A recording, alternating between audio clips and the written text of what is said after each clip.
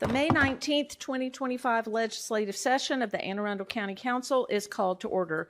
Please ensure all phones and electronic devices are set to silent. Please rise for the invocation and the Pledge of Allegiance.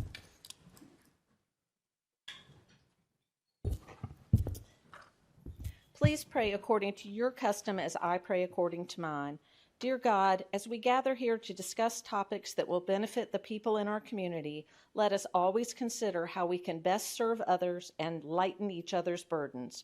Give us the wisdom to make the right decisions to solve problems and better our services without prejudice or favor for all of the residents of our county. In your name, amen.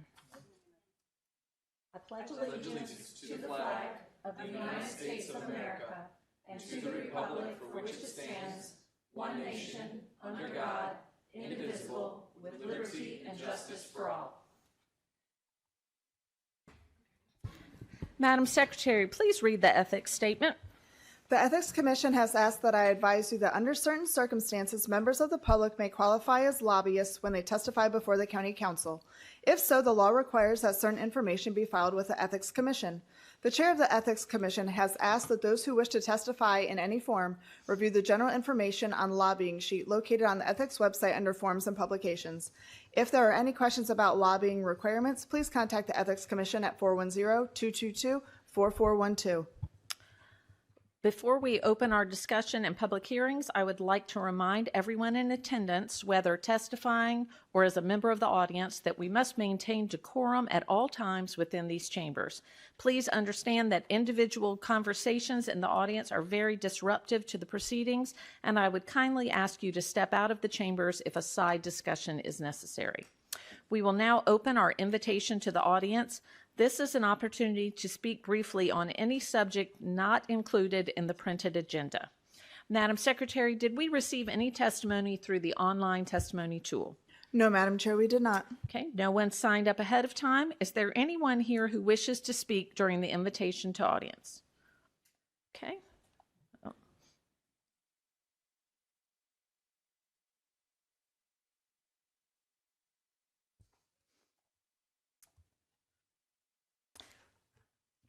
Mr. Minahan, please state your name and address for the record. Remarks will be limited to 2 minutes. Please listen for the buzzer and respect the 2-minute time limit. If you have more than 2 minutes to share, I'm going to ask you to submit your additional thoughts as early as tomorrow using our online testimony tool. Great, thank you. Good evening, Madam Chair, council members. My name is Matt Minahan, 3651 First Avenue, Edgewater, Maryland. I'm not here on a Growth Action Network mission. I'm here speaking as one of the 900 members of the Selby Community Association Benefit District. If this is on the SBCD bill, that will be on the agenda to speak later, not an invitation to office, invitation to audience. So the tiny homes bill. Yeah, yes, you may speak on that. That's not on tonight's agenda. Yes, you may speak on that. Thank you. 4825 presents an exciting opportunity to unfreeze the circular trap of the frozen housing market in Anne Arundel County. Some economists will say that if you just built more homes, the shortage of supply will ease and prices will come down. And while that's the principle for most commodities, it does not apply to housing in this county because there is an unlimited number of buyers who will pay top dollar to live in our beautiful county.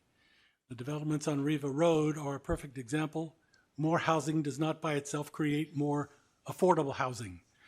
GAN has said all along that 10 or 15% affordable housing is far too small to change the dynamic of this market and to create any noticeable improvements in affordability here.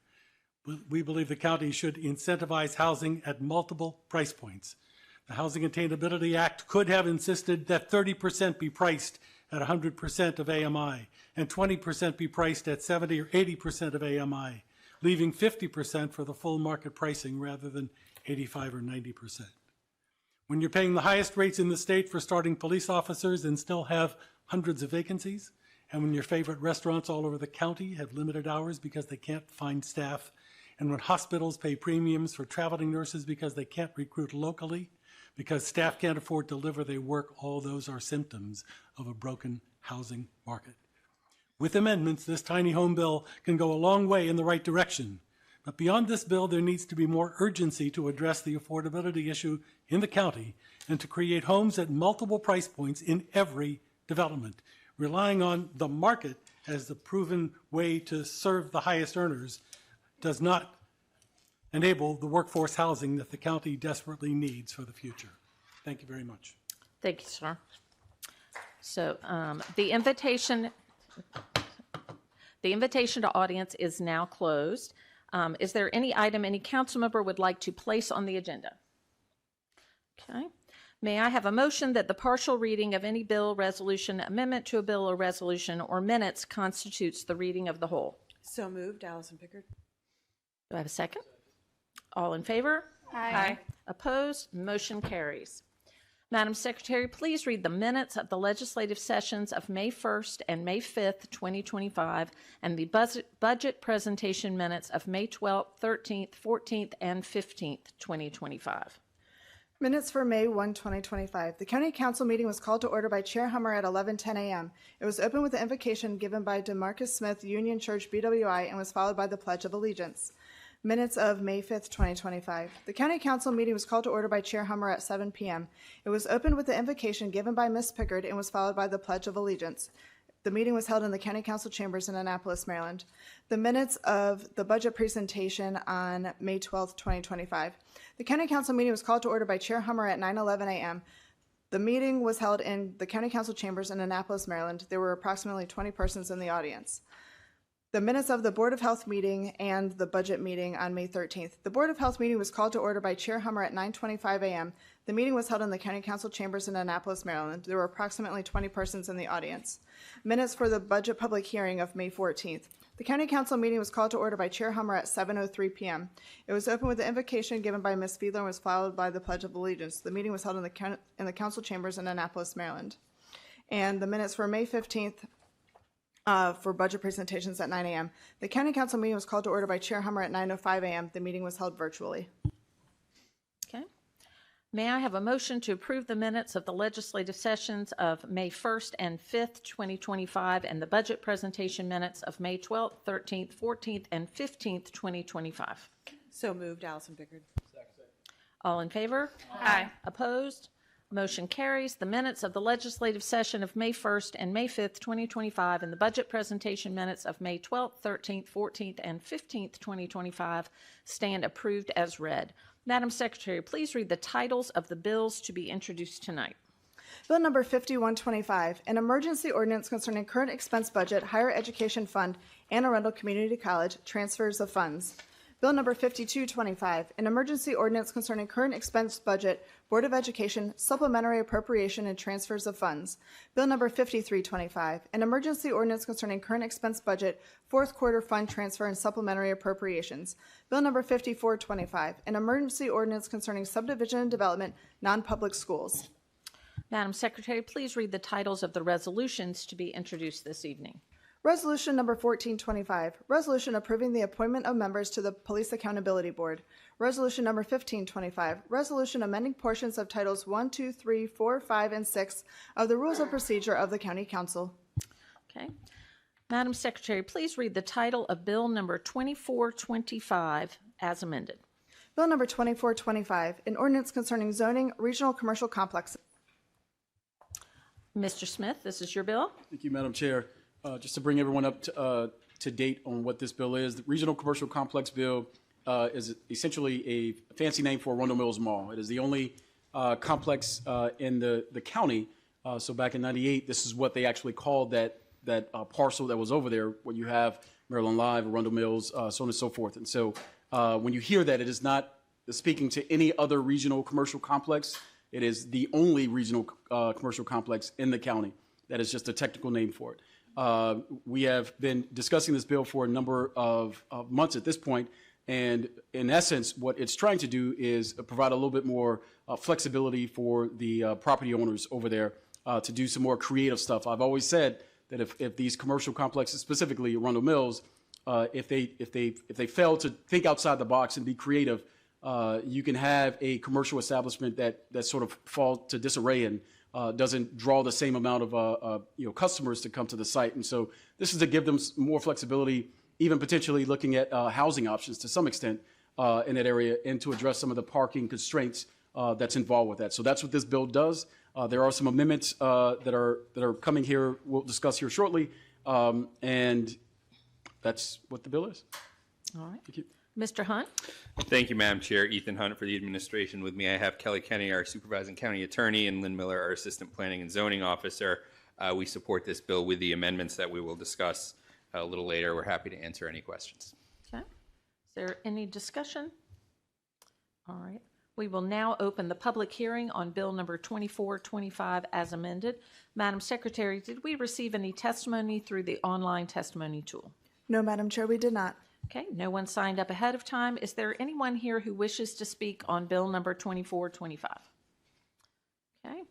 Seeing no movement, the public hearing on Bill number 2425 is now closed. Madam Secretary, please read the title of Bill number 2425 as amended. Bill number 2425, an ordinance concerning zoning regional commercial complexes. Okay, there are two amendments. Madam Secretary, please read amendment number 2. Amendment number 2. This amendment modifies the definition of regional commercial complex. Mr. Smith? Thank you, Madam Chair. This is, again, updating the language so that Arundel Mills doesn't have a blockbuster moment. They certainly had an opportunity back in the early 2000s to take over the digital media market. They failed to dream big and think outside the box, and now you have Netflix. So my goal is to not have that happen with this regional commercial complex. I really want it to have a lot of variety and options to continue to be a thriving and successful establishment because it is a large entity in the county and it has a lot of positive attributes when it comes to shopping and retail and things like that. And so this amendment essentially updates that language for the regional commercial complex and adds some of those additional attributes that I think will be required and needed for it to continue to evolve over time. With that, motion to adopt. Radvian, second. Okay, any discussion? I have a question, Mr. Smith. Yes, ma'am. With this amended definition, will there be any other properties in the county that would meet this definition? So this definition only applies to the regional commercial complex. So no, only the Arundel Mills Mall complex. This will not impact other areas in the county. The administration could verify that. That's, well, and then I'd ask for clarification from the administration. So I know that the original thing was that regional commercial complex was defined in the code and that it really just applied to Arundel Mills. When we put this definition now, will this broaden it that there would any others that would fall under that, or would they have to be specifically designated as a regional commercial complex? Lynn Miller, Planning and Zoning. Because the special uses subtitle in the zoning ordinance is in this amended bill will refer to the bills that were previously in the definition. So even though that's being moved from the definition to Title 12, it still references those bills that created the original regional commercial complex. So the answer to your question is yes, there would have to be new particular legislation to create a new regional commercial complex. To designate another existing property as a regional one? Right. Okay, thank you. Sure. Just for clarity, you asked, is there other properties that will be impacted by it? If there were others that would meet this definition that could now be called a regional commercial we'd have to complex. designate it. Okay. Right, I'm saying like if there's another mall or something like that, but it would have to specifically, we would have to pass a specific legislation that would designate them as a regional. They wouldn't automatically fall under this. Okay. Correct. Mr. Volke. Okay, following up on that, because that was going to be my question. So then what's the point? Why are we changing this? Why do we need this amendment? Whoever can answer that. So I can answer. So if you look at the added text that's in there for the definition of the regional commercial complex, one of the biggest pieces that it adds is that service use, and which may include residential use of a scale and function to serve a regional market that contains at least 750,000 square feet of non-residential floor space, which really only applies, I mean, the mall is somewhere around that, or I'm sorry, the Live, I think, their complex is around that 750,000 square feet, but words have meaning in this county. If the words don't say it, a lot of times attorneys will litigate with the county to say, yes, this was the intent, And so this is just to make clear, no matter who's in the P&Z office space years from now, that that it could include residential even in that regional commercial complex. Well, does OPZ dispute that if this bill passes without this change in the definition, that there would be some sort of question about whether residential would be permitted in a regional commercial complex or not?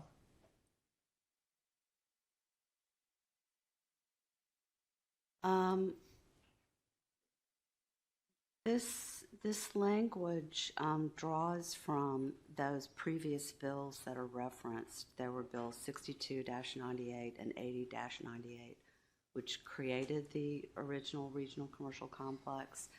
So that language did include that it's a complex with retail, entertainment, and service uses, but did not include, which may include residential uses. So that was added specifically so that if any expansion of Arundel Mills were to include residential uses, that, you know, we wanted to include that in the definition as well. Even though in the bill itself, it's been presented in section, on page 2, 1812-301, it's going to add language that says total residential density within a regional commercial complex shall be 44 dwelling units per acre and calculated based on the size of the entire regional commercial complex. So I don't think there would be any dispute that residential would be a component of this. So that's why I'm not clear like why we need this definition. It seems like it's pretty obvious from the bill the way it's written. I believe the definition is just, this language is trying to make the definition consistent with the rest of the bill that's in Title 12. Okay. Ms. Fiedler. Thank you, Madam Chair. Unless I am reading this amendment wrong, the amendment removes the reference to Bill number 6298 and 8098. So if that is what we're referring to as what created the regional commercial complex, but we're removing it, how is it still being referred to in the bill if we're removing it? The references to those previous bills will now be in the next amendment that's coming up after this amendment.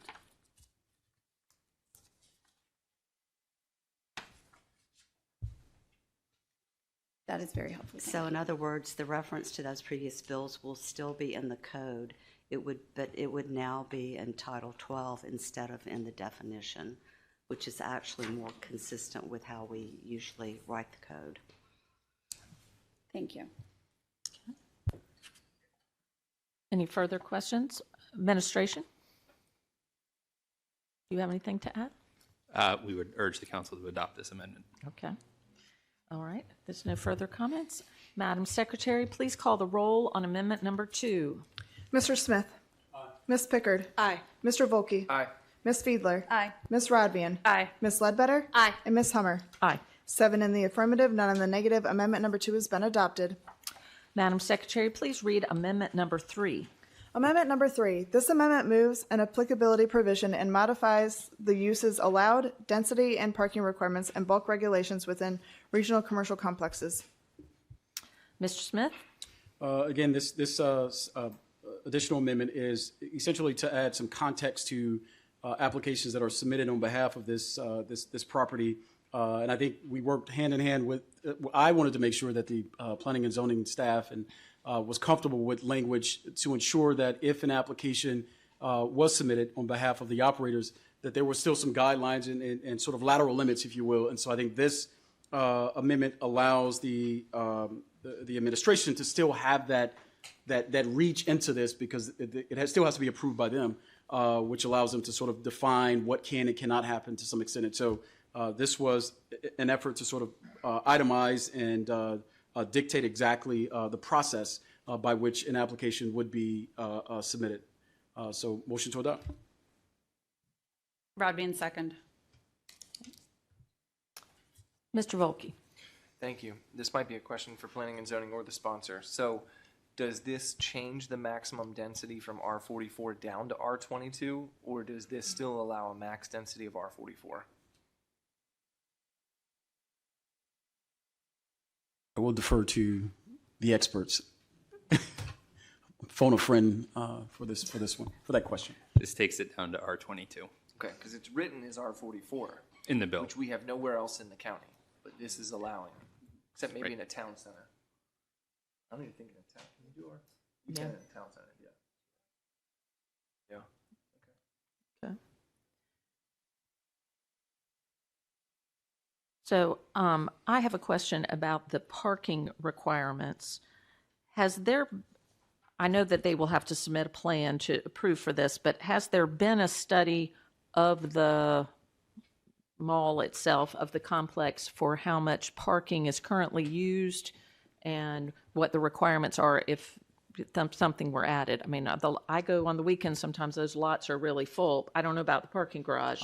So I'm curious what kind of data we have about the current parking that's available there.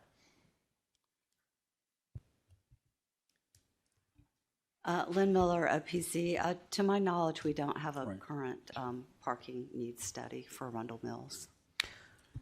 Would this, under this, because it does say that it will have to be submitted, the plans would have to be submitted, would that be a requirement if any plan was put forth to build on the lot, just to make sure, even with some reduced parking requirements, that there would still be enough there for residential on top of the mall and the casino parking? Lynn Miller, OPC. Through the development review process, OPC could request a parking needs study of the applicant. I believe this amendment as written doesn't require it, although it does allow it. Okay. All right. So are there any further questions? Mr. Smith, do you have something So to I will add? attest to, it's, and just put another plug out there, the garage, when it was built, the parking garage, I think it's 5,000 spaces in the parking garage. If you ever drive in there, it's really, most humans, all of us, I said most humans, I think we're the only ones driving right now, love simplicity. And so usually when you get to the surface parking, you find a spot and you go in the building. Most folks don't like the complexity of trying to drive in a garage. However, it is ample parking in that garage. And there's also a couple parking lots that never really get any use, specifically over there by Costco in the back, which is what drove this conversation. And so I think the lots that you typically see are the ones really adjacent, surface spots that are adjacent in front of the building as you drive around it, but not these two lots that drove this conversation, or the garage, which has ample parking. Anytime you want to park, if you go there, you will more than likely be able to have a spot. But that's just human nature. Sure. But if we build a residential thing on Correct. one of those lots that's not used, we're going to need the parking for the residential and perhaps any overflow from the mall. So that's why I'm asking Nope, pretty accurate. that would be a portion of that. All right. Is there any other further questions? Madam Secretary, please call the roll on amendment number 3. Mr. Smith. Aye. Ms. Pickard. Aye. Mr. Volkey. Aye. Ms. Fiedler. Aye. Ms. Rodvian. Aye. Ms. Ledbetter. Aye. And Ms. Hummer. Aye. 7 in the affirmative, none in the negative. Amendment number 3 has been adopted. Okay. Bill number 2425 as amended will be heard on June 2nd, 2025. Madam Secretary, please read the title of Bill number 2525 as amended. Bill number 2525, an ordinance concerning branches of county government, executive branch, public safety, Department of Animal Services, boards, commissions, and similar bodies, and Animal Welfare Council, personnel, exempt service, public ethics, financial disclosure, Director of Animal Services. That's a long title. Mr. Hunt. Thank you, Madam Chair. Ethan Hunt for the administration. With me, I have Hannah Dyer, our Deputy Chief Administrative Officer, Claudia Roll, our Animal Care and Control Administrator, and Kelly Kenny, our Supervising County Attorney. We've discussed this bill at several previous council meetings and at a council work session.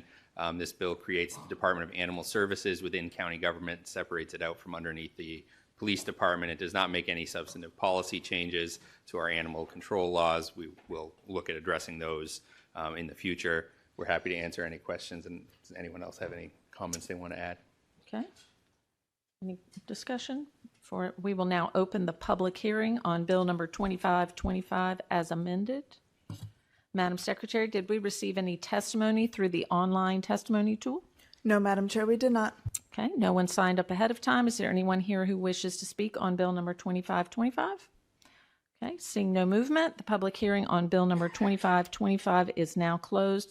And I'm sorry, I forgot, I have one question to have. So the fiscal note that we received for this bill said that the director of the new animal services would be an E5. However, the budget that we received has it listed as an E6. And so I would like, which is correct? Yes, thank you for the opportunity to clarify that. There was an error in the fiscal note that we apologize for. However, the grade is correct, as you noted, in the budget book as well as in the annual personnel bill. So it is E6 for the director. All right, are there any further questions? Okay, the public, Madam Secretary, please read the title of Bill number 2525 as amended. Bill number 2525, an ordinance concerning branches of county government, executive branch, public safety, Department of Animal Services, boards, commissions, and similar bodies, Animal Welfare Council, personnel, exempt service, public ethics, financial disclosure, Director of Animal Services. Okay, no further discussion. So, Madam Secretary, please call the roll. Oh, I'm sorry, Mr. Wilkie. Sorry, Madam Chair. That's I was all right. Trying to be quick on Sorry, that, I didn't look over fast enough. It's all right. So I guess just my question, and it's kind of a general question. Again, I just want to hear it said why this is better for the county, why this is going to be better for the taxpayer, why this is going to ultimately save money, even though there is an added cost to it, which Mr. Trumbauer and I have emailed quite extensively about. I appreciate his responses. We talked about this in budget, but I just want to hear why this model you feel is going to be better for the county and for taxpayers. So I just want to get that kind of heard one last time. Sure. So the administration has gone through several months of studying this issue, and there have been issues related to animal care and control for even that predate this administration, longstanding challenges. One of those in particular is just the organizational structure of animal care and control within the police department. And we have found that the mission of animal care and control does not necessarily align well with the mission of the police department. It gets overshadowed by other priorities within that critical public safety agency. So we've looked at structures of our peer jurisdictions in Maryland and other locations. Claudia brings this experience from some of those jurisdictions. And while there isn't one clear best practice, it does vary somewhat from jurisdiction to jurisdiction. We have, we looked at going to a nonprofit structure, going to other models, and we have found that separating animal care and control out into its own standalone department provides the best balance of retaining animal care and control within county government so that it reports to the county executive, has to report to the county council routinely, while also allowing it to be elevated to that cabinet level so that it reports directly to the CAO like other department heads. So I think Claudia can also speak to some of the day-to-day operational challenges that our current structure has also created. Yeah. There is a chain of command. The police department has been very helpful, but there is a chain of command that can slow certain things down. It can be a challenge. One thing I do want to add, though, is that when animal care and control is tucked in with a police department or tucked in with a health department or licensing and permit, that's often done because people see a connection. But ultimately, long-term, we're a square peg with other departments. So I just wanted to add that. All right. Any further comments or questions? Okay. Madam Secretary, please call the roll on Bill number 2525 as amended. Mr. Smith? Aye. Ms. Pickard? Aye. Mr. Volkey? Aye. Ms. Spiedler? Aye. Ms. Rodvian? Aye. Ms. Ledbetter? Aye. And Ms. Hummer? Aye. 7 in the affirmative, none in the negative. Bill number 2525 as amended has passed. It's done. I know you're glad. So, Okay. Madam Secretary, please read the title of Bill number 2925 as amended. Bill number 2925, an ordinance concerning construction, property, and maintenance codes, codes and supplements, zoning, conditional uses, large animal veterinarian clinic. All right. Ms. Ledbetter?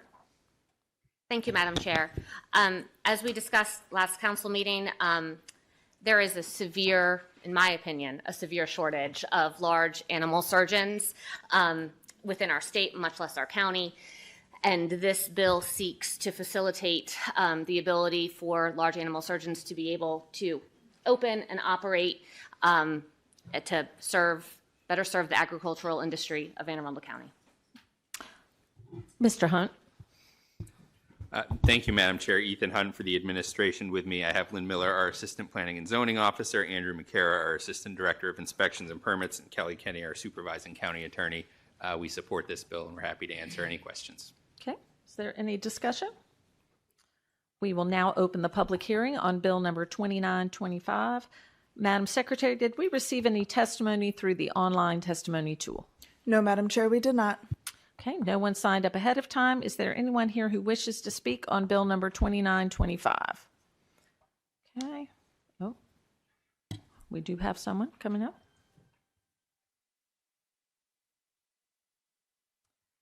Okay, please come up to the table and have a seat. When it's your turn, state your name and address for the record. Is he coming up? Oh, I'm sorry.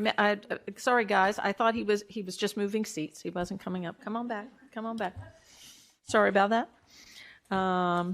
So the public hearing on Bill number 2925 is now closed. Madam Secretary, please read the title of Bill number 2925 as amended. Bill number 2925, an ordinance concerning construction, property, and maintenance codes, codes and supplements, zoning, conditional uses, large animal veterinarian clinic. Any further discussion? Okay. Madam Secretary, please call the roll on Bill number 2925 as amended. Mr. Smith? Aye. Ms. Pickard? Aye. Mr. Volke? Aye. Ms. Fiedler? Aye. Ms. Rodvian? Aye. Ms. Ledbetter? Aye. And Ms. Hummer? Aye. 7 in the affirmative, none in the negative. Bill number 2925 as amended has passed. Okay. Madam Secretary, please read the title of Bill number 3125. Bill number 3125, an ordinance concerning public works, subdivision and development, zoning, conforming bill numbers 7224, 7524, and 8024. Mr. Hunt? Thank you, Madam Chair. Ethan Hunt for the administration. With me at the table, I have Lynn Miller, our Assistant Planning and Zoning Officer, and Kelly Kenny, our Supervising County Attorney. So this bill is really a technical bill. It's a cleanup bill for Article 18. If you'll remember, last fall, the Council passed Bill 7224, 7224, which was implementing the county's MPDU program. And then later on, we passed Bill 7524, which was the bill creating and revising the current mixed-use districts that we have. And then Bill 8024 that the council passed, which reduced the connection charges for affordable dwelling units.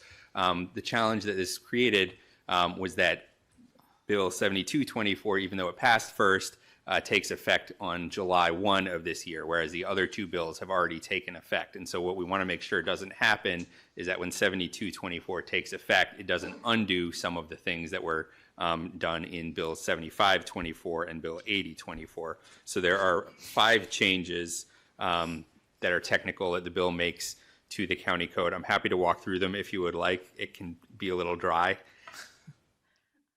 Unless, does the council member want to walk through those? Anyone? But we'll let you skip that. Okay. Yes. In that case, I will note it does not make any substantive changes. There are a couple of renumberings and then a couple of provisions where it adds new things into the bulk use chart or the bulk regs. All right. We're happy to answer any questions. Okay. Any questions, comments? All right. We will now open the public hearing on Bill number 3125. Madam Secretary, did we receive any testimony through the online testimony tool? No, Madam Chair, we did not. Okay. No one signed up ahead of time. Is there anyone here who wishes to speak on Bill number 3125? Okay. Seeing no movement, the public hearing on Bill number 3125 is now closed. Madam Secretary, please read the title of Bill number 3125. Bill number 3125, an ordinance concerning public works, subdivision and development, zoning, conforming bill numbers 7224, 7524, and 8024. Okay, any further discussion? Okay, Madam Secretary, please call the roll on Bill number 3125. Mr. Smith? Aye. Ms. Pickard? Aye. Mr. Volkey? Nay. Ms. Fiedler? Aye. Ms. Rodvian? Aye. And Ms. Ledbetter? Ms. Ledbetter? Aye. And Ms. Hummer? Aye. 6 in the affirmative, 1 in the negative. Bill number 3125 has passed. Okay. Madam Secretary, please read the title of Bill number 3225. Bill number 3225, an ordinance concerning finance, taxation, and budget, special community benefit districts, shore erosion control districts, and waterways improvement districts, administrative change, penalties for noncompliance, Maryland Homeowners Association Act and Open Meetings Act compliance. Ms. Rodvian? Thank you. So first I want to thank, I see many folks in the audience that I know I've communicated with over the past couple weeks. I want to thank you for coming tonight and thank you for sharing your comments on this bill. Just a little background for folks that may not be familiar with this. This is a bill that I have introduced twice before and withdrawn twice before because I really wanted to do my best to get it right. It's a complicated topic.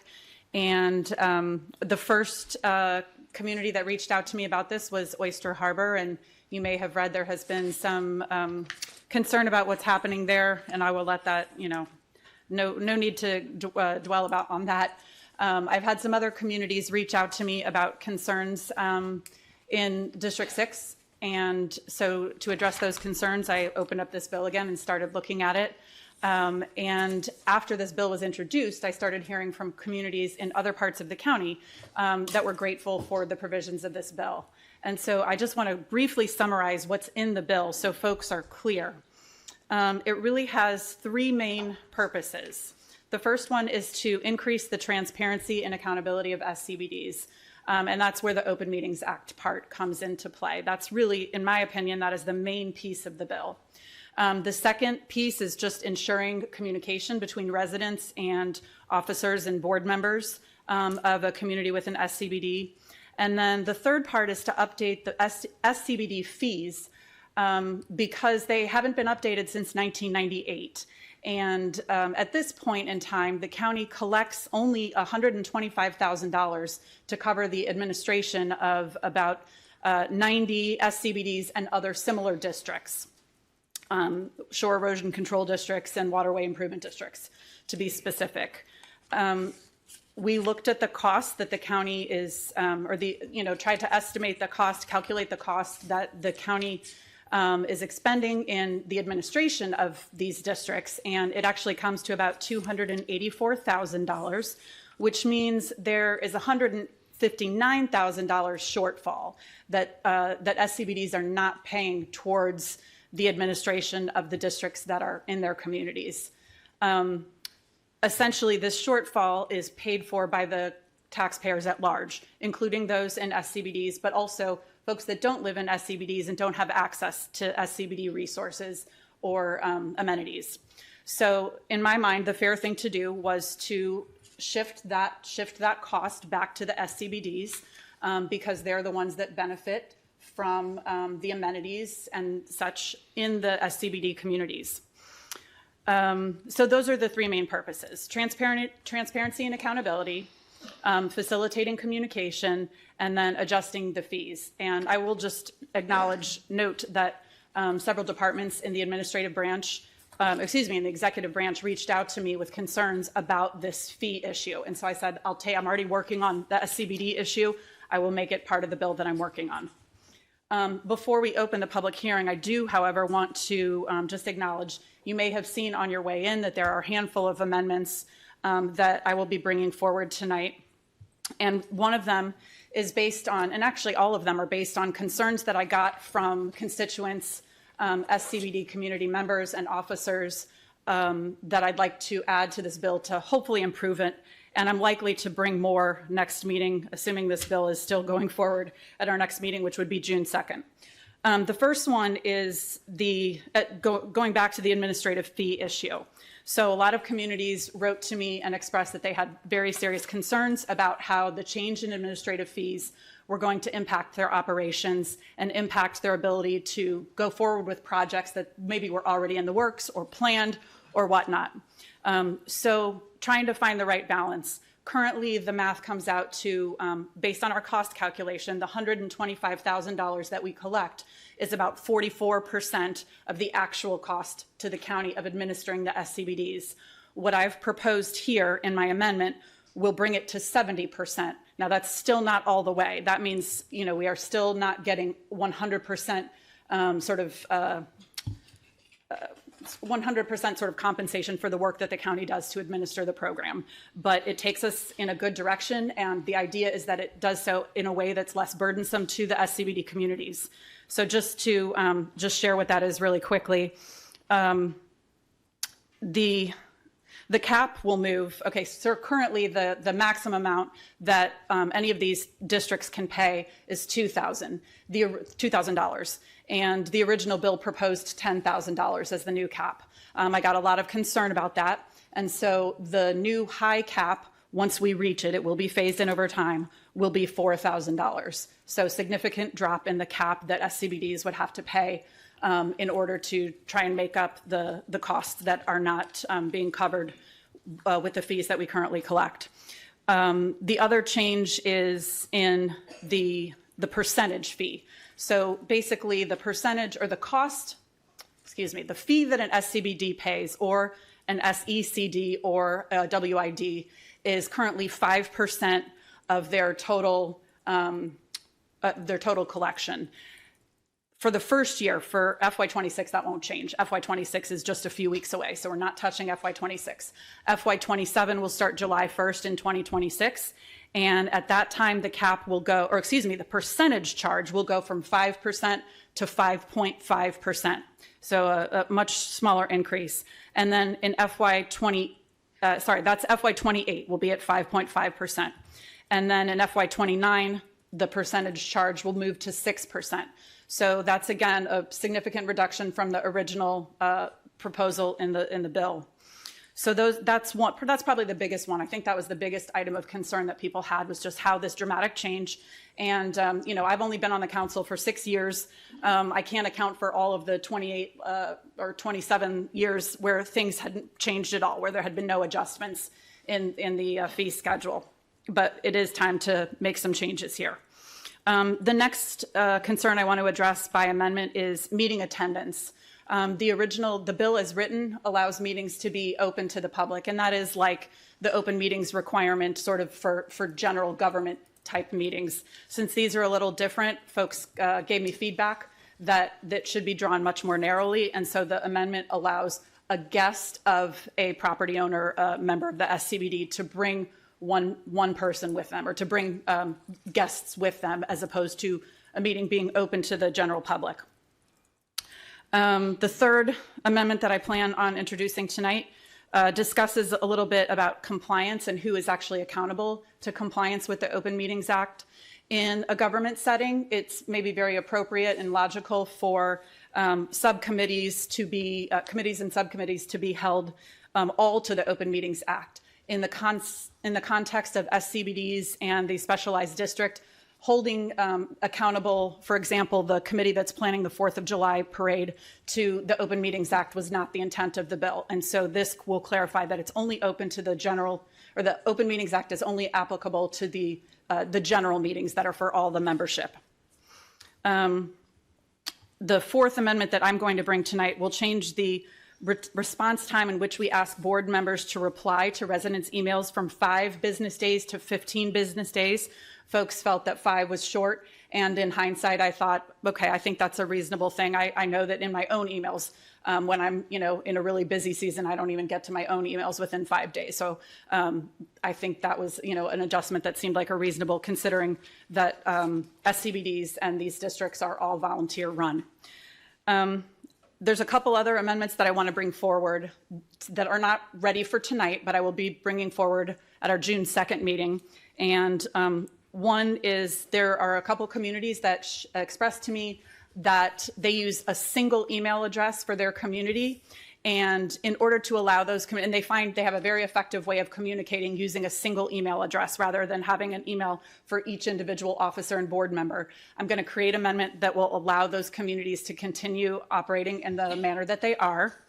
And the second amendment, that I will bring next time, not the Second Amendment, that I plan to bring at our next meeting will clarify that the penalty, a lot of folks had concerns about the penalties because the penalties, include, withholding a disbursement to an SCBD community, ultimately dissolution, although even dissolution has to be, under the bill as it's written, has to be done by an ordinance of this county council. So you would have to get a majority vote of the county council to actually dissolve an SCBD. So I would imagine that would be very difficult to do. That would be a very high bar to get 4 members of this council to agree that an SCBD needed to be dissolved. But the amendment would clarify that those penalties, such as withholding a disbursement or dissolution, are for the serious issues of noncompliance. That is not something that would be applied in a situation where a board member, for example, didn't respond to an email within 16 business days. That's not the intent. These penalties are to address the serious issues of noncompliance. And unfortunately, we do have a handful of SCBD districts that have literally gone years without filing financial statements or budgets. And at some point, the county basically takes care of those districts and allows them to continue operating. But at some point, we have to say, what is fair? Is it fair for the county to continue to bear that burden of SCBDs that aren't following these, major compliance rules? So I just wanted to clarify that before we open the public hearing. And if there are additional things, folks, all of the amendments that I've got tonight are ones that have come to me from ideas that many people in this room emailed to me. And if there are additional things that I haven't touched upon that you think are important, please continue to email me and I will, consider them for amendment. And with that, I know it's a complicated bill and I've been working on it a long time. So I felt I needed to take a little bit of time to explain and kind of tell you where it's at. All right. But I will turn it back over to Madam Chair. Thank you for Okay. letting me have that time. Administration, Mr. Hunt. Thank you, Madam Chair. Ethan Hunt for the administration. With me at the table, I have Kelly Kenny, our supervising county attorney, and Chris Trumbauer, our budget officer. So I do want to say a couple of things. First of all, we have also received quite a few constituent emails from various special community benefits districts around the county and homeowners associations. And so we've heard all of those issues that I know are being addressed with these amendments. First, on the change in the administrative fee, sponsor is absolutely correct. We appreciate her including this in the bill. I know a couple of departments in the executive branch, as well as the county auditor, have raised this in the past, that the administrative fees currently do not fully cover the cost of administering the special community benefits districts. And so we would like to see the fee adjusted to make sure that those costs are covered. Second, in terms of compliance, we have discussed internally with the Office of Law, the Office of Budget, and the Office of Finance how we would administer this bill, and we are comfortable that as it is written or as it is amended, that we could administer it. With regards to the Maryland Open Meetings Act provisions, which I know is a big part of this bill, and we are all supportive of transparency and accountability. However, we are concerned that it might place a burden on some of the SCBDs and their directors, which are all volunteers, and we certainly don't want to dissuade people from serving their communities by adding too many additional requirements. And so with that, I would hope that conversations are ongoing and that the amendments will try and address those concerns. We're happy to answer any questions. Okay. Any questions or comments before we move into the public hearing? Ms. Fiedler. Thank you, Madam Chair. I do have a question with regard to the volume of work. Obviously, we don't work on the SCBDs behind the closed doors, but the administration does. Is there a difference in workload between a larger SCBD that has a very organized community with staff who, does a lot of the legwork before they send you all of their documentation necessary, and the workload of a smaller SCBD or one of the other taxing districts that's maybe a handful of people who really need a lot more assistance through the process? Chris from our budget officer, I'm going to go by the fact you were looking at me, Councilwoman, that you were expecting me to answer. Councilman Volke does that a lot too, so I'm ready to just jump in. I grew up on the Eastern Shore, so I'm going to give you an Eastern Shore answer. It all depends. So we, every district is different.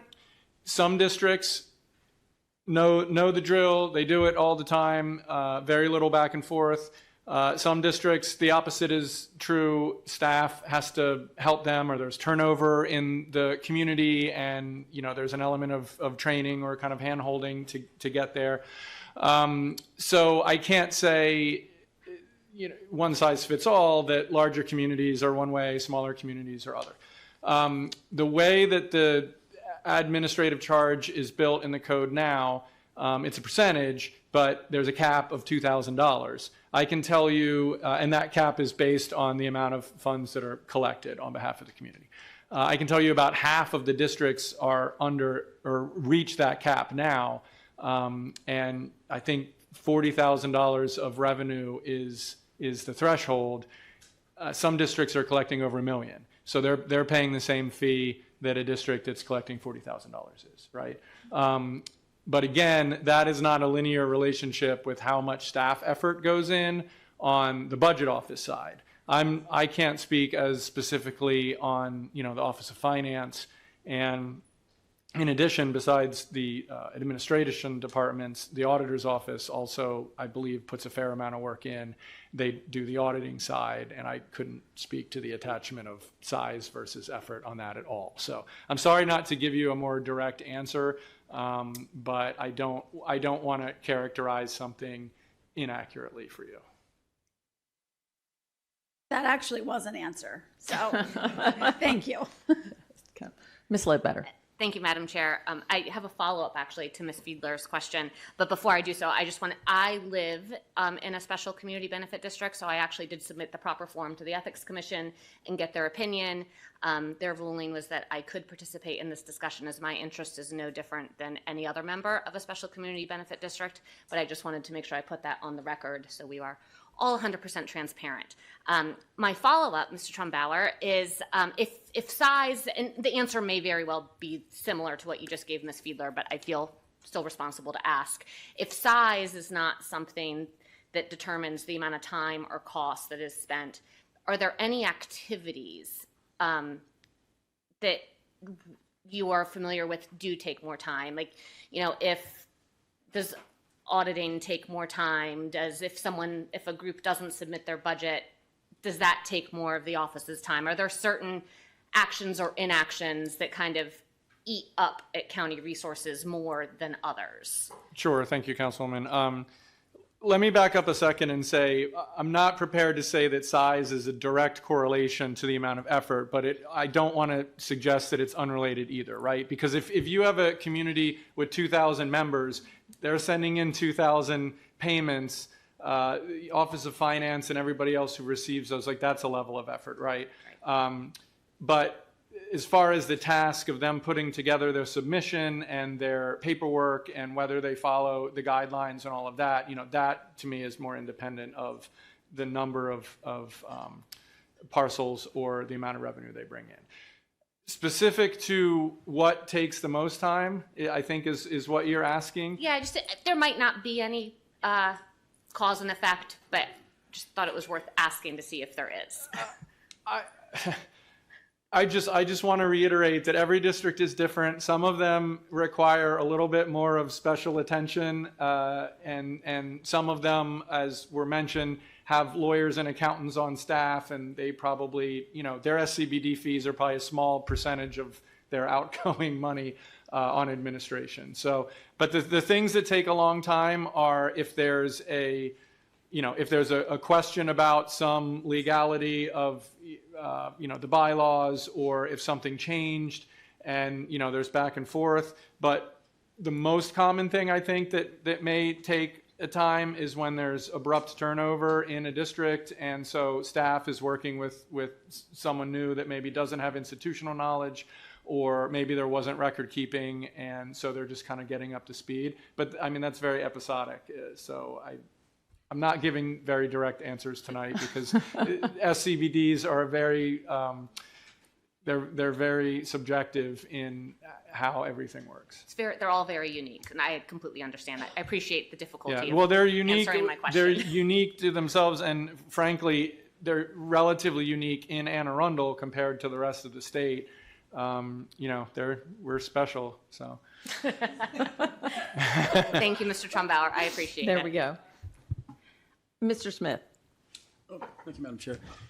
And this may be for the sponsor for this first question. So I work at, because I was actually going to bring up the cost. In my day job, I work at U.S. Cyber Command, and we process MIPRs all the time. They're basically transfer documents, and whether you MIPR $100,000 or $1 million or $10 million, it's almost the exact same paperwork, just the numbers on the paperwork change. And so I guess was the cost an element for the sponsor? That delta of 100K or whatever that number was that part? You said that was part of the driving force behind the cost to get that back? I'm sure. Can you clarify your question? So I want guess to answer you, but I'm not sure I understand the your delta question. and what we're First, do you think it is a function of county government to be able to administer SCBDs? Yes. Yeah. I mean, by law, it is a function of county government to administer SCBDs. There are 4 main departments that are involved. It's Office of Law, Office of Finance, the Budget Office, and Auditor's Office. Thank you. Those 4 are the main offices, and they do things like, and please, folks that are in any of those offices, feel free to speak up. But for example, they would be updating the actual assessment for each tax account, and different districts do it differently. Some districts base the assessment for each property based on the property value. Some charge exactly the same fee for every household in the community. Presumably, folks move in and out of communities, so there are new names that need to be and that need to be recorded and whatnot. I think there's just so many different things. There's a lot of SCBDs because they're administered by the county. There are a lot of requirements that SCBDs must meet in terms of complying with state and county law. And so reviewing to make sure budgets are in compliance that actually might fall into a couple places. I think that's a budget office, but the county auditor does some of that as well. And actually maybe there could be questions that would fall to the Office of Law. So I'm not sure I've answered your question, but it's at least given you helpful information. No, it did. I just want to make sure, from a fundamental standpoint, that obviously you agree that counties, we have an inherent sort of responsibility to process SCBDs, and because we've adopted them as a methodology to be able to address unique community needs within their structure. And I say that because we, as a county government, take a stance on a lot of things where we weigh in on fees for various either entities or organizations. We have a tax credits for various entities that we value as a thing within the county. And so the question was evolving around, is that delta, I can't remember the math off the top of my head, it was like maybe 150K or whatever the difference was, that we were not charging the SCBD? 159,000 is what our calculations show we're not currently covering in terms of the cost to the county. Right. So, and to the administration, is that 159K something that has impacted the county government in a way that, let's say the fee adjustment wasn't addressed or it wasn't part of this package, would we continue to process and execute the SCB, administer those SCBDs regardless of that 150K delta? Chris Trumbauer, budget officer. I mean, it's in code, so yeah, we're going to keep doing the job that's codified.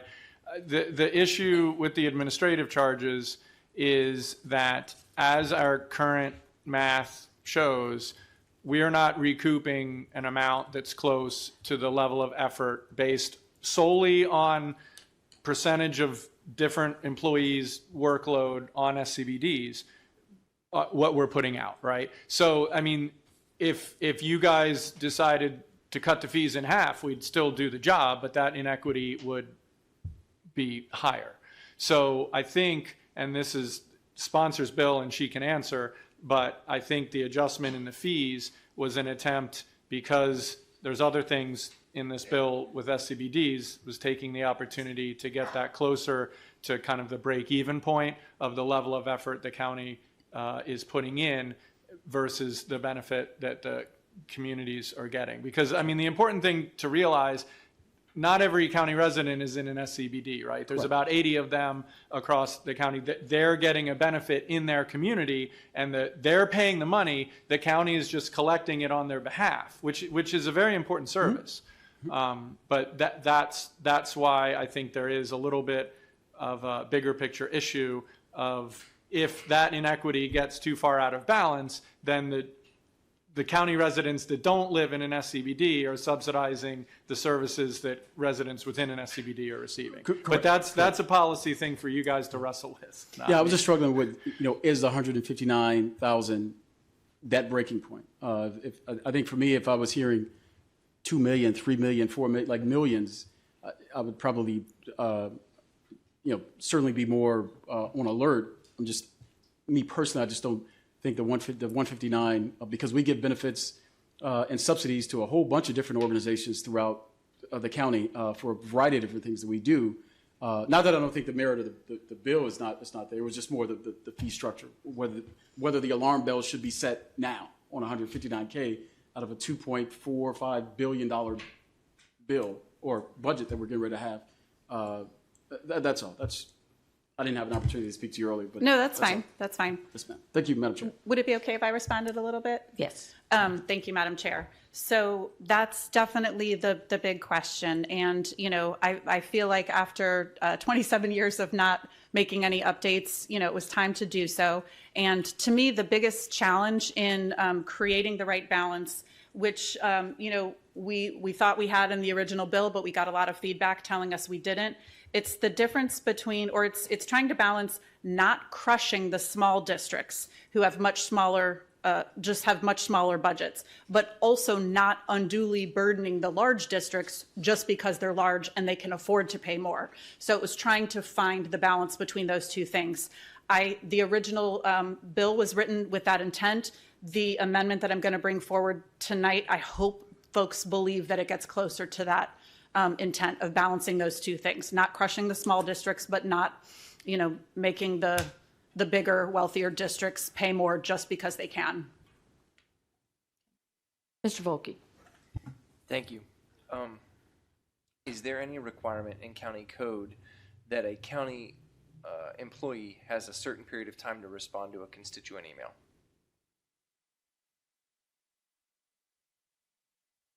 Or citizen email? Kelly Kenny, Supervising County Attorney. I can't think of one in the code specifically for an email. There are certain requirements in response to development applications and things like that. But I do not recall ever seeing one with regard to an email. I've never seen it either. That's why I'm asking. So it seems like we're imposing an obligation on these volunteer organizations that the government doesn't even impose on itself. Is that a fair way to state that? At least not by code. I mean, I think a lot of departments have internal policies to respond within a couple business days, but sure. Right, there's but nothing this is in code. This actually has consequences for non-compliance versus policies that are internal that most people never even see. So I just think that's an important piece to remember in all of this as we're imposing these obligations on these outside entities. We as county council people don't even have that obligation. No clapping. We're having discussion, please. Go ahead. Sorry, you're done. It's kind of, we've got to keep decorum in here. I appreciate passions are high on this, but we can't have clapping and things like this. This is a business meeting. I have one point that I do want to bring up that did not come out when we talked about the cost of the SBCDs. Every time that we do a bill or a resolution around a disbursement for one of these organizations, we have to advertise it in the paper and other things, and it's $1,500 per bill. And that is another, is that incorrect, Ms. Schultz? Sorry. That's incorrect. That's only for our property tax if we increase them. That one is a hefty one, but it does depend on how many words the title and purpose paragraph are, but they are at least a few $100s. Every time we amend it, it has to be re-advertised. So that's an added cost that comes with administering these that was not included in some of the documents that we received. So that's just an additional fee, just to make people aware of that. So we are now going to open the public hearing on Bill number 3225. Madam Secretary, did we receive any testimony through the online testimony tool? Yes, Madam Chair. We received 47 pieces which were shared with the council, added to the record, and posted to the website.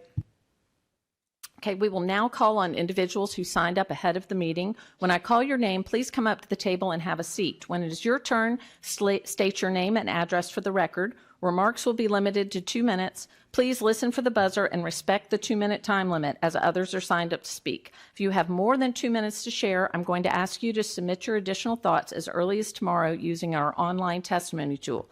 Everyone is welcome to speak. I encourage, if you have a big group from your organization, to designate someone to be your speaker, and you could all stand at that time.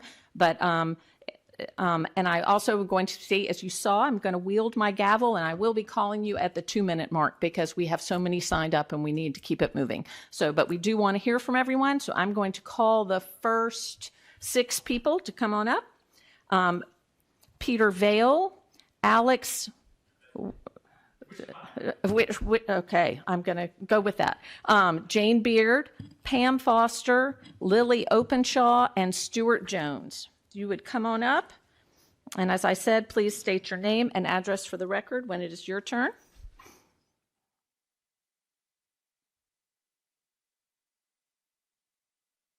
All right, and we can just start at the end. Go right ahead. 1188 Oak Avenue, Shadyside, Maryland, in Cedarhurst on the Bay, with my board member next to me who may have different feelings than I do. I just wanted to say I'm super supportive of this bill. Last year, I had an issue. I tried to reach out to my board members to find an email for them. I thought, honestly, this should be something that's just on the website. Wasn't on the website. Wasn't in the newsletter for the... Ma'am? I'm sorry. The full list of board members' names wasn't on the website, wasn't in the newsletter, and I eventually reached out to the president of the Cedarhurst Association to get the board members' emails so I could email them directly, and he declined to provide that information to me as well.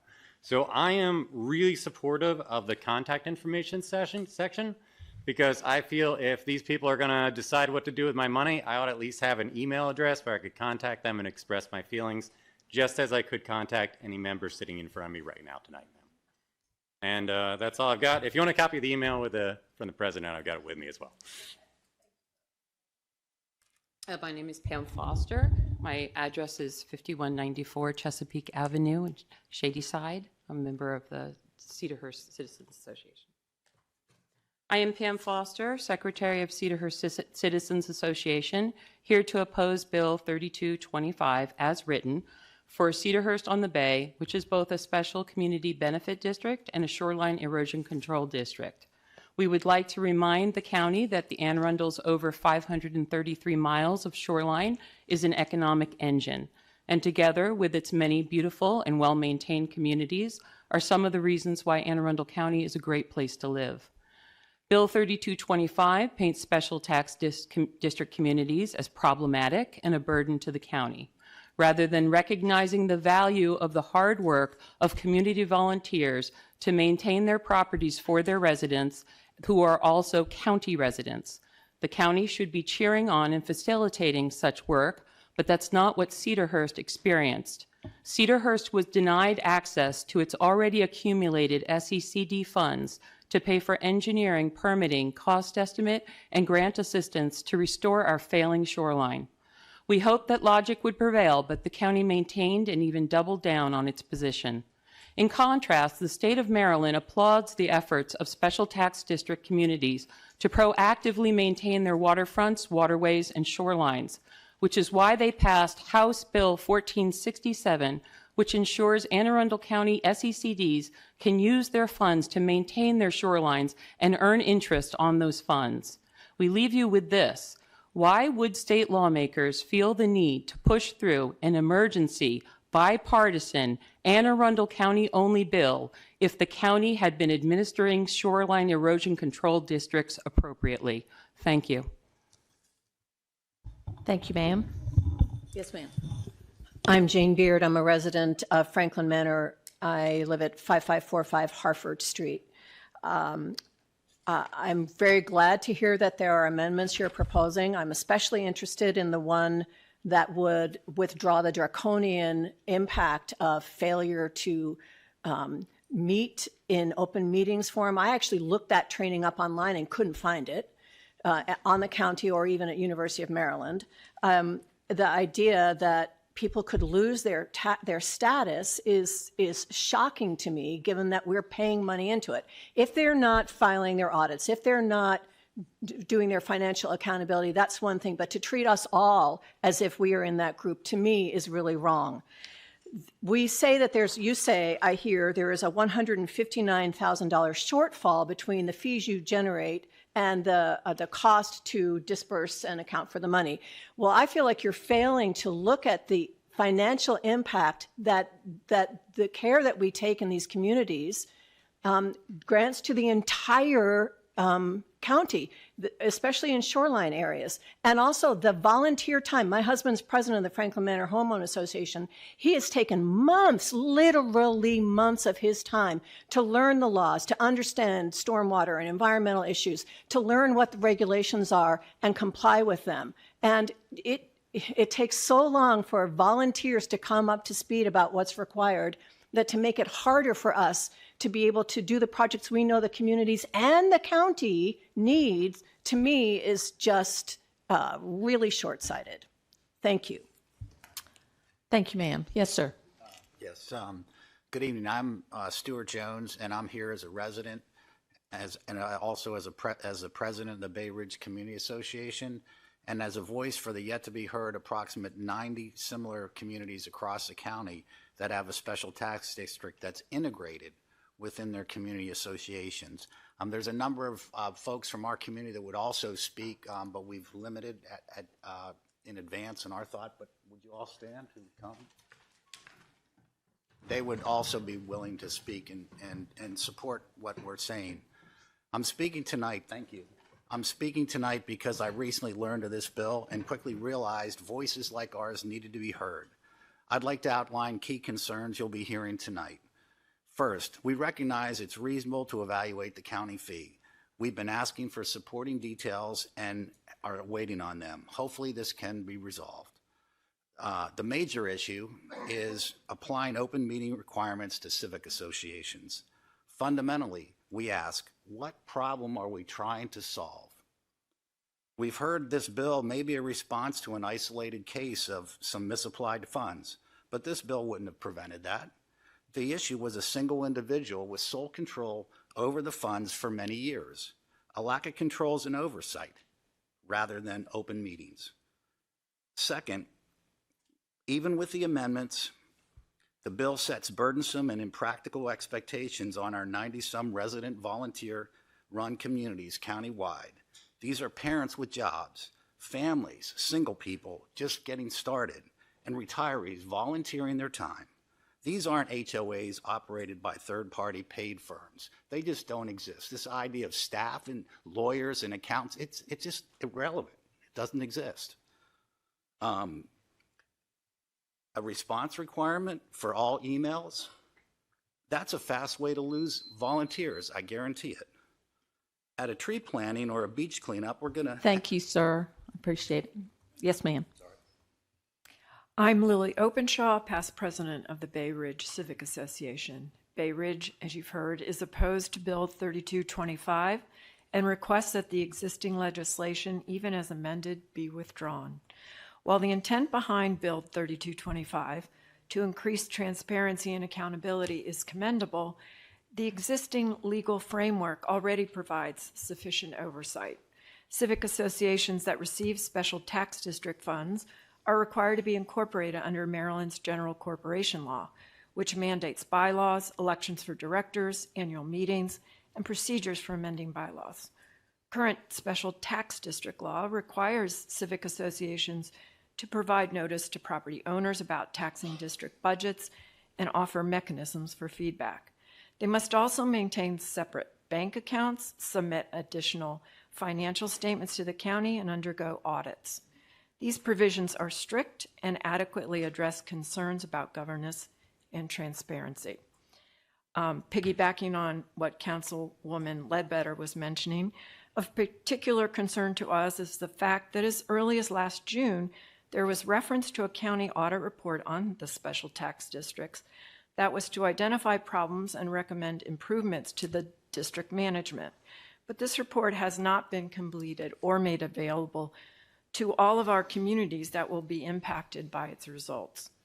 We have requested this draft report several times and will continue to request the opportunity to review all county audit findings on special tax districts before being required to comment on a bill that may impose new, onerous, and possibly unworkable requirements for our tax districts.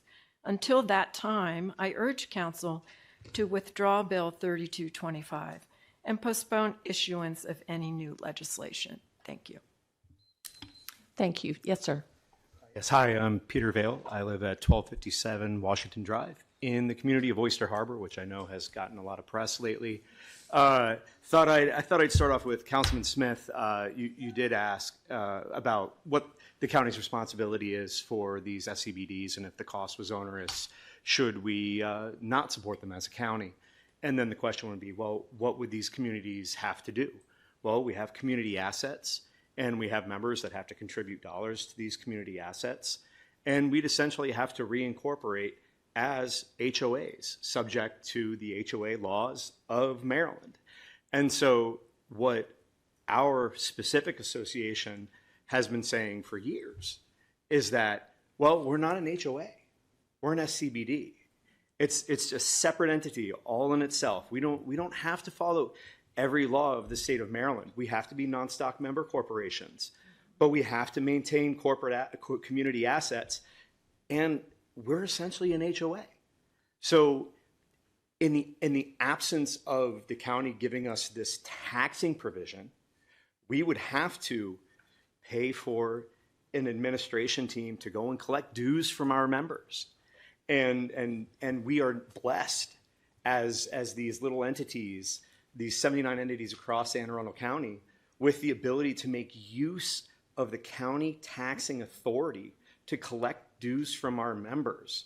And with that, I believe, comes extra responsibilities for compliance and oversight that, oh, by the way, we should pay for in whole, because we are using county assets to collect money to improve our own assets. And I'll just leave it there. Thank you. Thank you, sir. All right. Next group to come up, Bill Davidson, John Vandekamp, Janet Luby, Jim Fitzgerald, Josh Seafrid, and Stacy Korbelak.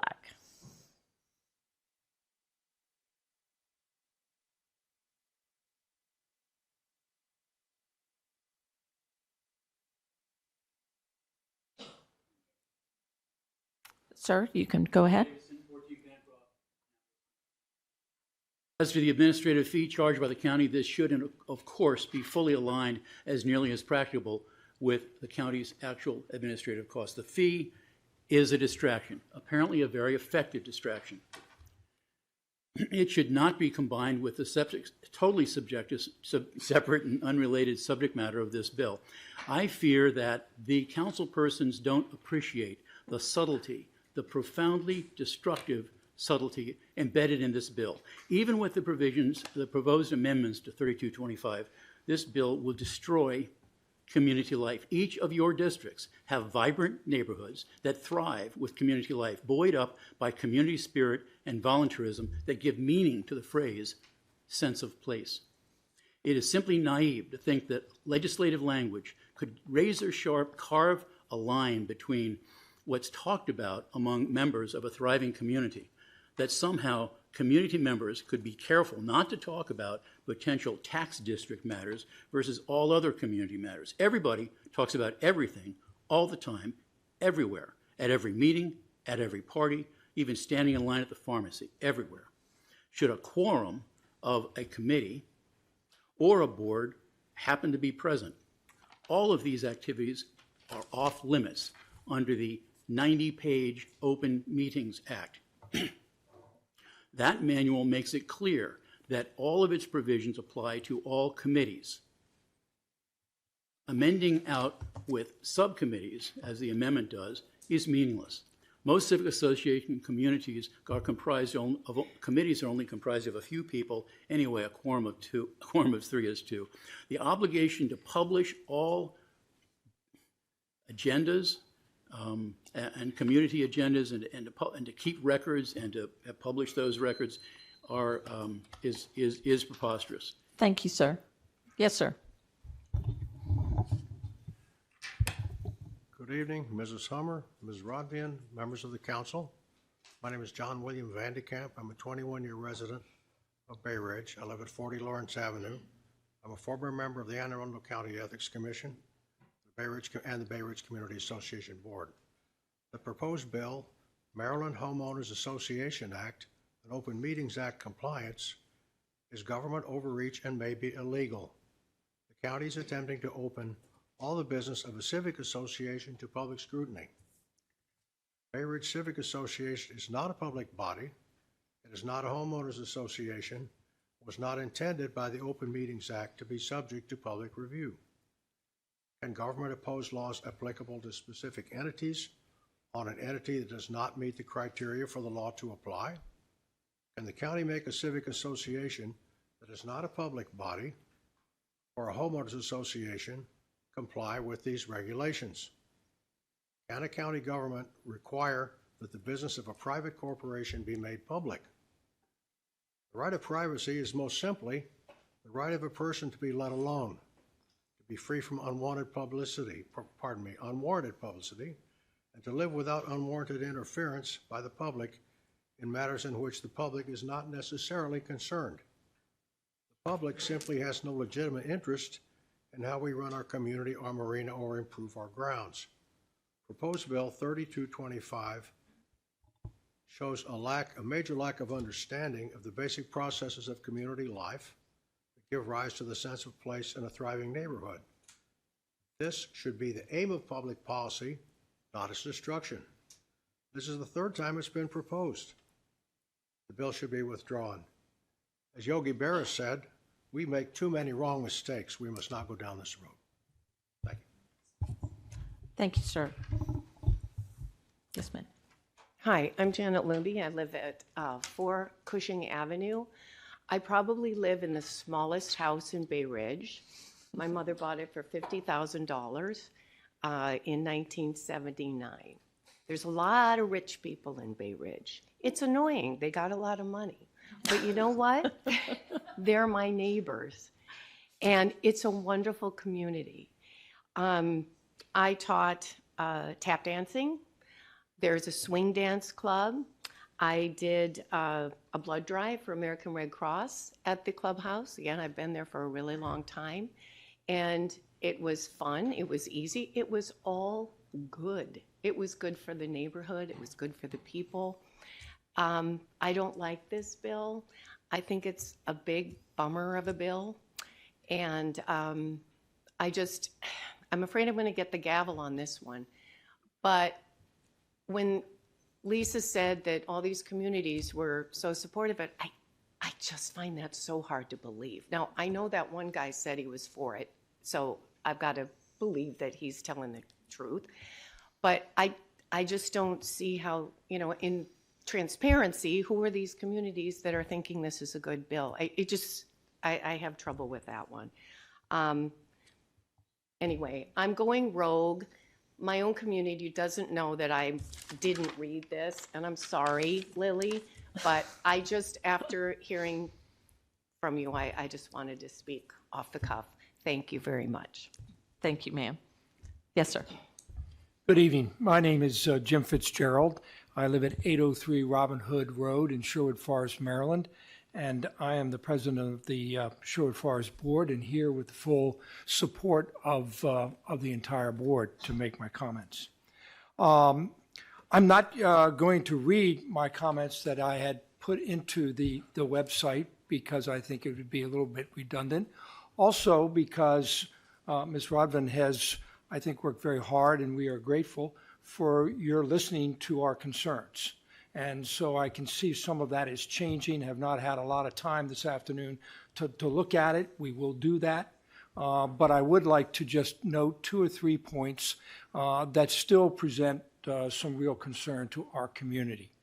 The first has already been addressed by a number of people, so I'll try to keep that short too, and that is being subject to the Maryland Open Meetings Act does, in our mind, have the potential to provide real, I would say, onerous and restrictive have input onto us. We are, like so many of the other SCBD communities, we are very volunteer-driven. And we work very hard to get good people in our community to participate and help us run it and oversee it. I fear that could be jeopardized. Second item I would talk about would be the administrative fee. We do recognize that the county does incur costs. At Sherwood, not sure about that big or small argument or conversation was going on, but we do recognize that. The part I think we find a little difficult is the open-endedness of the CPI adjustment once the first few years go by. I've seen it in my life as potentially having some Thank concerns. you, sir. Appreciate it. Mr. Seaford. Good evening. My name is Josh Seafried. I'm a member of the Epping Forest community. I will also speak off the cuff because somehow I walked in here now even more opposed to this issue.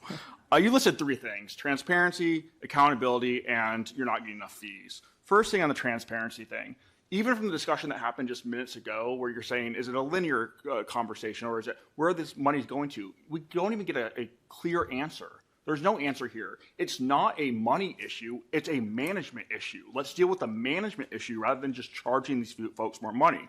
Second, the officer accountability. As was brought up, the county doesn't even have this stuff codified in law. Our volunteers should not as well. Furthermore, I think a lot of people, even in this room, have a problem trusting the county with the hack that's still not being transparent about. Furthermore, when you try to engage the county executive, he deletes his social media posts on this, which I think this council needs to investigate. I have a serious issue with just accountability in general here.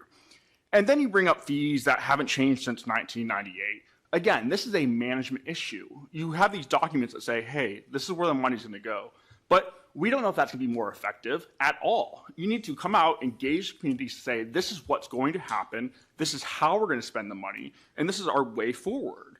Nowhere in this discussion has there been anything about where these communities are actually giving the county more money. They're taking more management on their own. They're doing things as an economic engine for this community. Nowhere is that taken into account. It's just about we need to make up this money for the county. We need to actually look at what the actual issue is and solve it with management issues and not just charging more fees.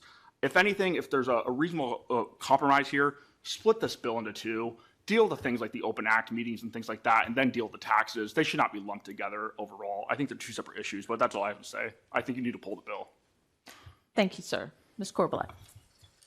Good evening, Chair Hummer, Vice Chair Rodvian, and members of the County Council. My name is Stacy Corbelak, 457 Honoring Trail, and I'm currently serving as the president of Epping Forest, Inc. in Annapolis.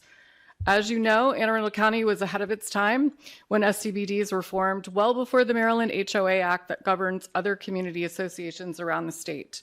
Because SCBDs remained independent of the Maryland HOA Act, we do not always have clear guidance on governance. While this bill attempts to address one important aspect of governance, open meetings, SCBDs are a community association and not a local government. It would be prudent to align SCBDs with the open meeting statute in section 11B-111 of the Maryland HOA Act, which would limit attendance at board meetings to those who are actually members of the SCBD. The draft bill subjects all of us to the Maryland Open Meetings Act, which was not created for homeowner groups like SCBDs, and allows for the general public to attend and comment on agenda items like we are doing here tonight. I appreciate Vice Chair Rodvian putting forth an amendment to lower the proposed fees in the bill. I realize the fee has not been updated since 1998, but in the case of Epping Forest, our fees under the originally proposed bill, if we were not subject to a cap, would jump from $2,000 per year to approximately $45,000 per year. Since the cost of administering the SCBD program is calculated at $284,000 per year, and we have about 90 SCBDs in the county, a fee of approximately $3,200 per SCBD seems more appropriate, without bringing a significant additional tax burden to our membership. I hope you'll consider these amendments, and I thank you for your time. Thank you. Okay. Next group, Darcy Scott, Michael Beer, David Openshaw, Renee Montgomery, Aaron Yeager, and Claire Corcoran.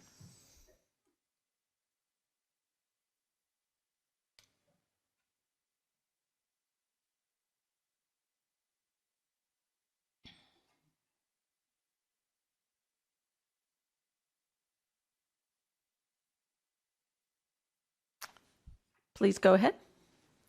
Hi, I'm Darcy Scott from Cape Ann Community Association. I live at 5640 Battee Drive. We are a 150 household community with all volunteer board in South County. I manage our grounds expenses and my husband's the treasurer. We have a significant amount of seniors in our community who can no longer provide the physical labor and who do not have income growth. So we manage to keep our dues at $275 per household. Our Cape Ann Community Association funds are used to maintain our shared property, including the grooming of over 100 mature trees. I'm sure everyone in this room knows what it costs to trim even one substantial tree. It is also used to keep up our aging swim pier and coastline that wraps virtually around all of our small community. We are investing in native plants on the shoreline and Phragmites removal. All of our labor is volunteer, but we have to pay professionals to use the appropriate spray on the shoreline and licensed tree contractors for trimming and removing trees on our community property. This year, after saving, we were able to replace the 30-year-old pavilion roof for $10,000. These are not inconsequential costs for us. Every dollar is increased fees is managing our paperwork. As you know, we actually do the budgeting and the community auditing. The county just reviews our work. Is a dollar that can't go into our maintenance and improvement efforts. We're definitely in support of efforts by the county to make sure all community associations follow the guidelines. I personally know the effort that goes into public meeting notifications and newsletter distributions in our small neighborhood. But I'm hoping rule-following small guys like us are not getting lumped in with much larger and more untransparent communities, which I believe this bill is targeted for. I appreciate your willingness to consider amending the bill. I hope we will continue to work together to find a solution that works for all the community associations and all the volunteers who work every day for their communities. Thank you, Ms. Scott. Yes, sir. Hi, my name's Mike Beer. I live at 1320 Chesapeake Drive, Churchton. I live in the Franklin Manor area. I have been an Anne Arundel County resident for 1 year, 4 days. I love it here. I'm excited to have the opportunity to be here tonight. Though I'm opposed to this proposal, this has been a thoughtful, informed process, and it's been fun to watch this community speak on something that's obviously important for a lot of different reasons. I'll say that the text of this bill replaces an existing part of the county code, or at least according to my reading, and it takes 2 sentences with 51 words and replaces it with a lot. And I think it's not exactly entirely clear to me, but I think it's been explained a little bit better to me about what it's trying to accomplish a number of goals. And one speaker said it might make sense to break some of these up. That I think my read is that might make some sense too. I want to speak about something that I haven't heard anyone else speak about, and there's a penalty for noncompliance with the requirements of this title or of state law. And to me, or of state law is a little complex. Who decides at the county what state law compliance would be? Is there a appeal process? It seems to me that that could be a complicated road to go down. Someone else spoke about the $159,000 shortfall. I would kind of look at it the other way. These volunteers administering. Thank you, sir. Thank you. Yes, sir. Good evening. My name is David Openshaw. I live at 10 Wainwright Avenue in Bay Ridge. I'm an active volunteer on several community association committees, and I'm speaking tonight with my volunteer hat on to oppose this bill because the Open Meetings Act requirements that will be imposed on our association governing and operating procedures. As a taxpayer, I support full transparency in all tax district operations. but I support that among our residents who pay the extra special taxes that fund the budgets in the STD, and of course with the county, not the general public. Active volunteering takes a lot of time and personal effort just to keep abreast of the issues and do the homework to bring value to the process. The 80-plus pages of the Open Meetings Act requirements would add new and, I believe, unnecessary layers of administrative bureaucracy to all our activities. It would subject our activities to agenda-driven or politically motivated factions from outside our community disrupting them, which would discourage the free and open discourse and exchange of ideas that typically characterize the conduct of civic association business. The penalties in this bill for failing to abide these requirements are severe, and I, for one, would not want to be the volunteer in a leadership role to make a misstep in the bureaucratic gauntlet it creates and bear the responsibility for a county action against us or dissolution of our tax district. I believe all this will not only make it even harder to recruit good folks to get involved, it will push volunteers, maybe like me, to say thanks but no thanks. And that would be a sad consequence that will adversely affect communities all over our county, which has some 90 special tax districts spread out in all of your districts, helping communities do a better, more efficient job of getting important things done. Things that if we did not do, the county would have to do, which was the reason the tax districts were created in 1929.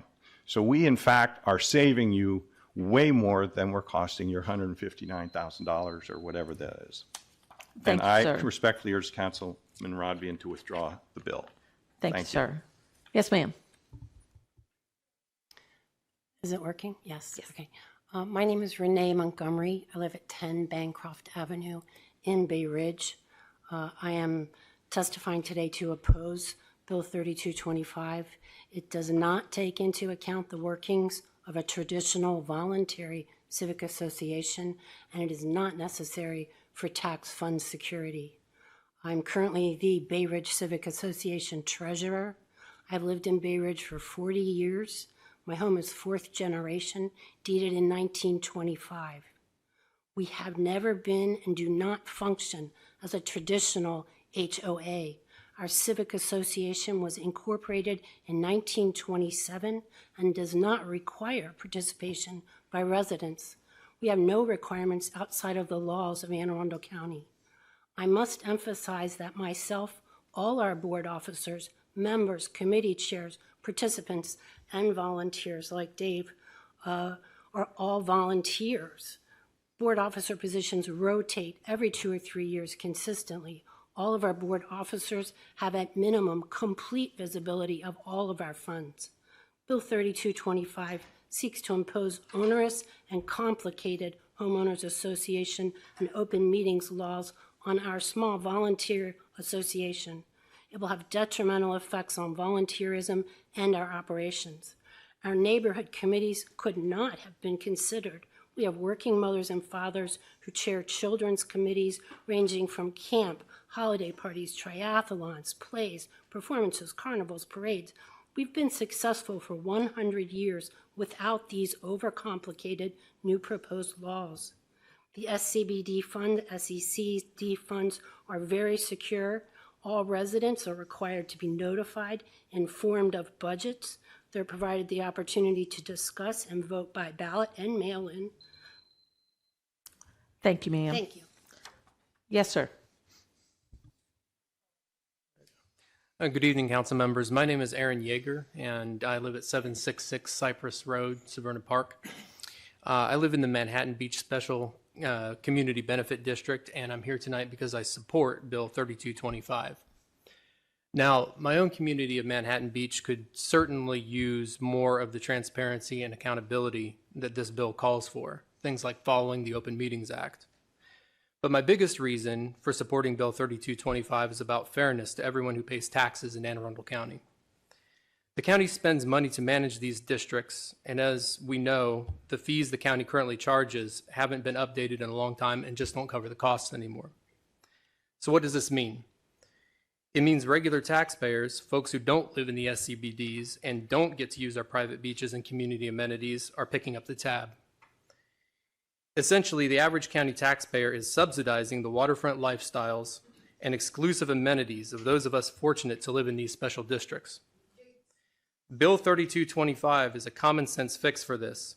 It's not about raising taxes on everybody. It's simply saying that these special districts should pay a fair share for the county's administrative work, a fee that comes closer to keeping up with the actual costs.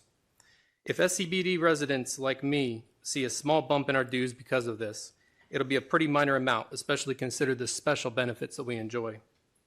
Voting for Bill 3225 is a vote for basic fairness to all county taxpayers. It ensures that those who get special benefits pay their way. And frankly, voting against this bill just means asking the average taxpayer to keep subsidizing these special communities. Thanks for your time and for listening. Thank you.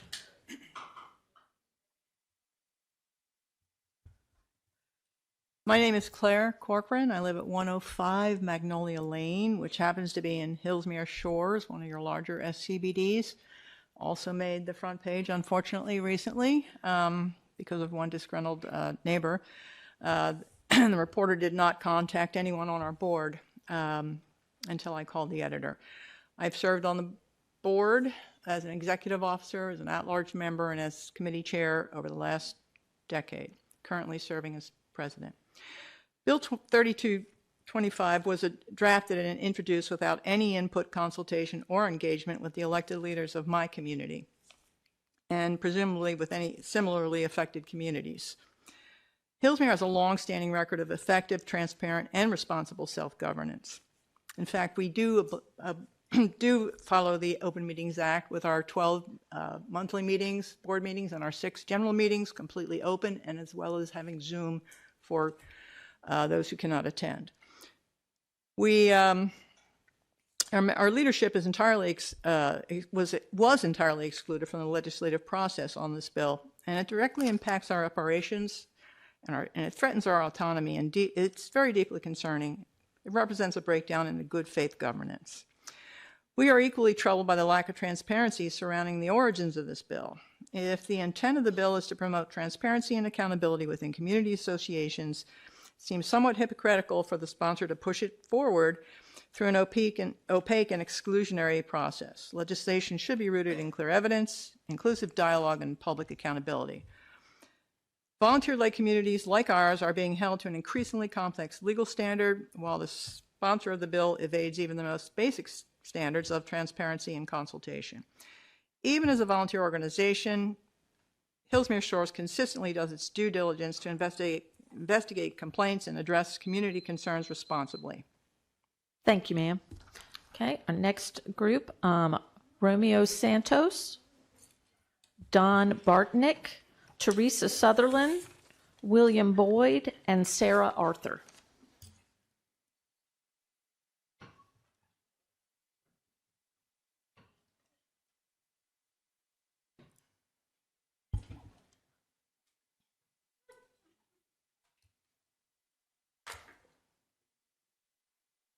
Yes, sir, you can go ahead. Hi, my name is Romeo Santos. I live at 107 Sunset Drive here in Hillsmere Shores. Good evening, council members. I just want to thank Councilmember Radvian for taking the time to hear our community concerns and for making some amendments to the Bill 3225.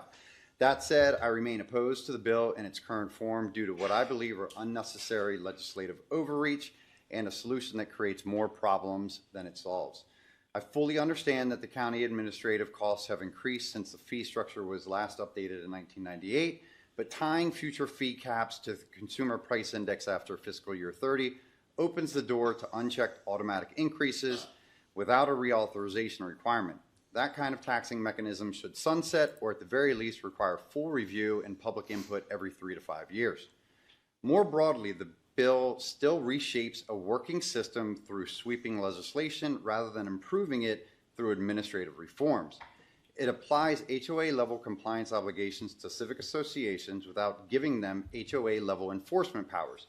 We'd be required to uphold legal standards without tools to enforce them, putting more pressure on volunteers who already shoulder the responsibility of maintaining our communities. That matters because these SCBDs are not run by professionals, but by neighbors, volunteers, parents, retirees, and the more bureaucracy and training requirements we place on them, the more we risk losing the very people that make our neighborhoods run.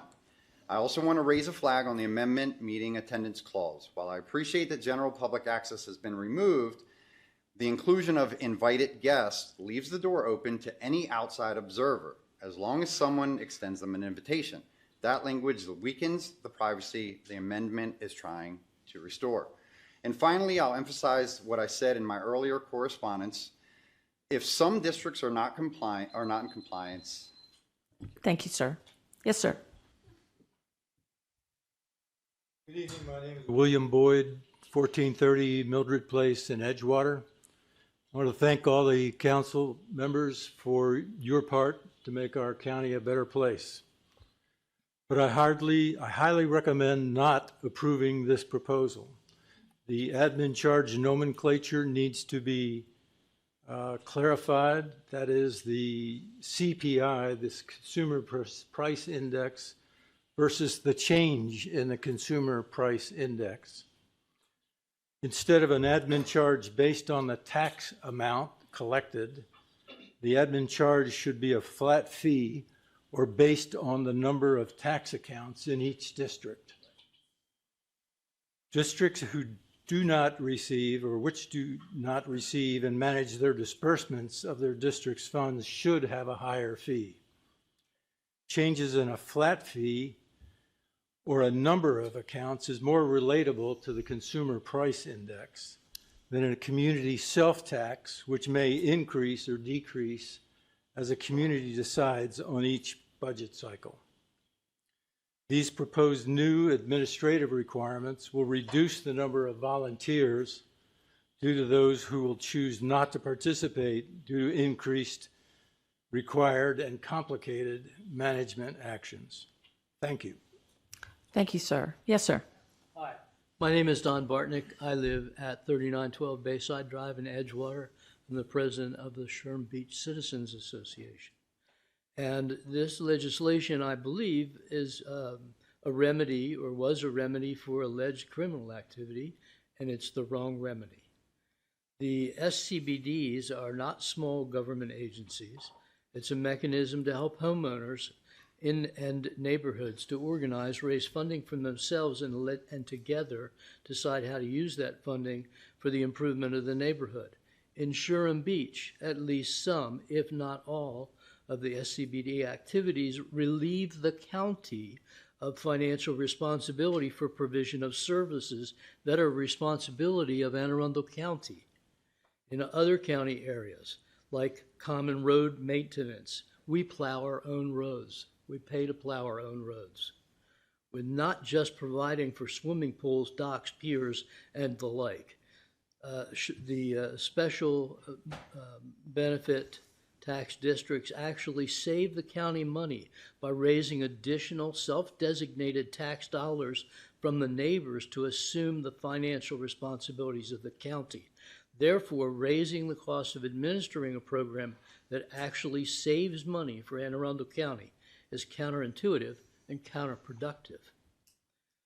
The second point is that intimating that SCBD associations of neighborhood volunteers are in some way governmental agencies is ludicrous. It is not a fun job being a member of a board of a community association. We're not county employees. Adding administrative burdens to volunteers is not helpful. The spirit of volunteerism will end. Placing administrative burdens on small community associations that are intended for much, much larger publicly. Thank you, sir. Yes, ma'am. Ms. Sutherland. Good evening. I'm Teresa Sutherland, and I live in the Hillsmere community. As the former county auditor, I'm very familiar with the SCBD regulations and reporting requirements, as well as ways to reduce the risk of fraud and financial statement misstatement. If preventing another incident like that in Oyster Harbor is one of your goals, know that nothing in this bill will prevent fraud or misappropriation of funds or increase the chance of detecting it. Regarding noncompliance, one of the proposed penalties is for the county to require the community association to repay the funds through a tax assessment. So you're going to tax me and my neighbors, someone embezzles those funds or the board uses them improperly, and then you're going to tax me and my neighbors again to make up for it? That makes no sense. Second, I'm all for transparency, open meetings, and open records when it comes to SCBD matters. But I am not of support in the language in the bill that requires all meetings of the community association who administers an SCBD to be open, and requires all community associations who administer SCBDs to comply with certain provisions of the Homeowners Association Act. How can the county impose requirements on meetings and records of a private corporation if those meetings and records have nothing to do with SCBD funds? For example, the Hillsmere community holds a meeting about its pool membership rates or pool operating costs that are not supported by SCBD money.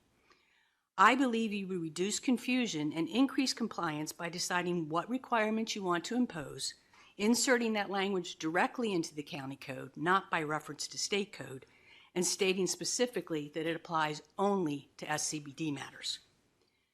I thank you for the questions you've brought up regarding whether it's equitable to set the administrative fee based on tax revenues. I can tell you in my experience, whether the auditor reviews a financial statement with $1 million of expenditures or $10,000, whether the Office of Finance disperses a check for $1 million or 10, the process is the same. Thank you, ma'am. Yes, ma'am.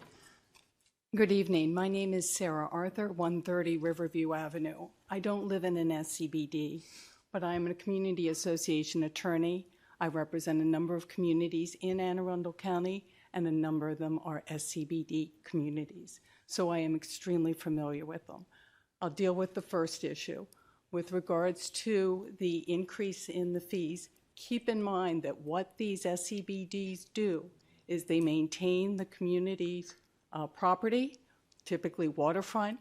That adds value to every lot in the community. It helps to maintain property values, and in many cases, it increases those property values. So the county gets the benefit of that tax revenue. With regards to the open meetings, the Maryland HOA Act more than adequately deals with those issues for community associations, whether they're SCBDs, condominiums, or homeowners associations. They are not governmental entities. The bureaucracy will kill them, as everyone has said. And then finally, any requirement, I don't think I need to address this any further, to put time limits on these board members, not only by their email addresses, but the time limits. It's an unreasonable expectation. As I said, they're volunteers. You're going to drive them out of representing these associations. It's going to be detrimental to the SCBDs and to Anne Arundel County. Thank you. Thank you, ma'am.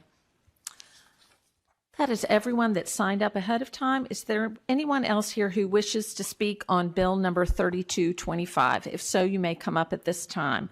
Please come up to the table and have a seat. When it is your turn, state your name and address for the record. Remarks will be limited to 2 minutes. Please listen for the buzzer and respect the 2-minute time limit. If you have more than 2 minutes to share, I'm going to ask you to submit your additional thoughts as early as tomorrow using our online testimony tool. Yes, sir. You may go ahead.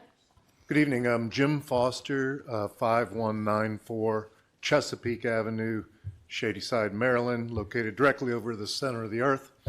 I'm here to suggest that maybe there's some other issues at play that need to be raised. First of all, the state passed a bill 1467, I believe, SB, that covered a lot of the things that we are a lot of the issues that we're experiencing here, and I think that everybody on the council needs to be aware of the bill and review it before June 2nd. It was specific to Anne Arundel County.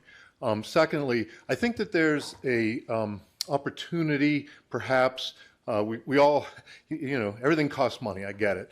But what we're really talking about is kind of command and control here. And we want to make sure we want to trust but verify. That's what we want, right? So we're required to have bylaws. We're required, as a community association, I'm on the board of Cedarhurst, and so we're required to have bylaws. We're required to have bonding for people that handle the money. You know, perhaps in that space, there's room for more oversight, shall we say, or review that those bylaws meet certain requirements. Regarding transparency, I don't think that that's really solving what, you know, the outcome that we seek is to make sure that we don't have people misapplying or misappropriating funds. It's a very difficult thing to do in legislation. So I feel that we are all very passionate about this. We haven't raised the fee since 1998, but gosh, there's new systems, there's software. Maybe outsourcing this would be a less expensive proposition than having county take it on. I know that's been a consideration. Thank you. Thank you, sir. Yes, ma'am. Hi, Sharon Blugis, 150 East Bayview Drive. Move the microphone closer to you. Thank you. Is that better? Oh, much better. Okay. Sharon Blugis, 150 East Bayview Drive. I've been a resident of Hillsmere Shores Improvement Association since 2019. While we are grateful to live in such a beautiful community with access to a private marina and beach, we are also aware of very serious issues which have needed addressing for years. After repeated requests to no avail for more accountability and transparency from our HISA board, some Hillsmere residents have formed a group called Hillsmere Happenings. Previous attempts at reform have repeatedly been rejected, delayed, or ignored, including rejecting a majority vote in a general meeting stating the vote would be taken, quote, under advisement, or refusing to accept results of a survey. Now, I know Ms. Rodvian's bill won't solve all I have described, but we do know that a top priority for change is to require our board to follow the Maryland Open Meetings Act. And there's been some amendments made and some discussion made about attaching it to an HOA bill. Absolutely think that's a great idea. Also about limiting to a guest or guest of that member. We are further concerned about our board's abuse of closed meeting sessions. They go into a closed meeting at almost every board meeting citing personnel reasons, but I suspect the closed sessions have become yet another avenue to avoid transparency.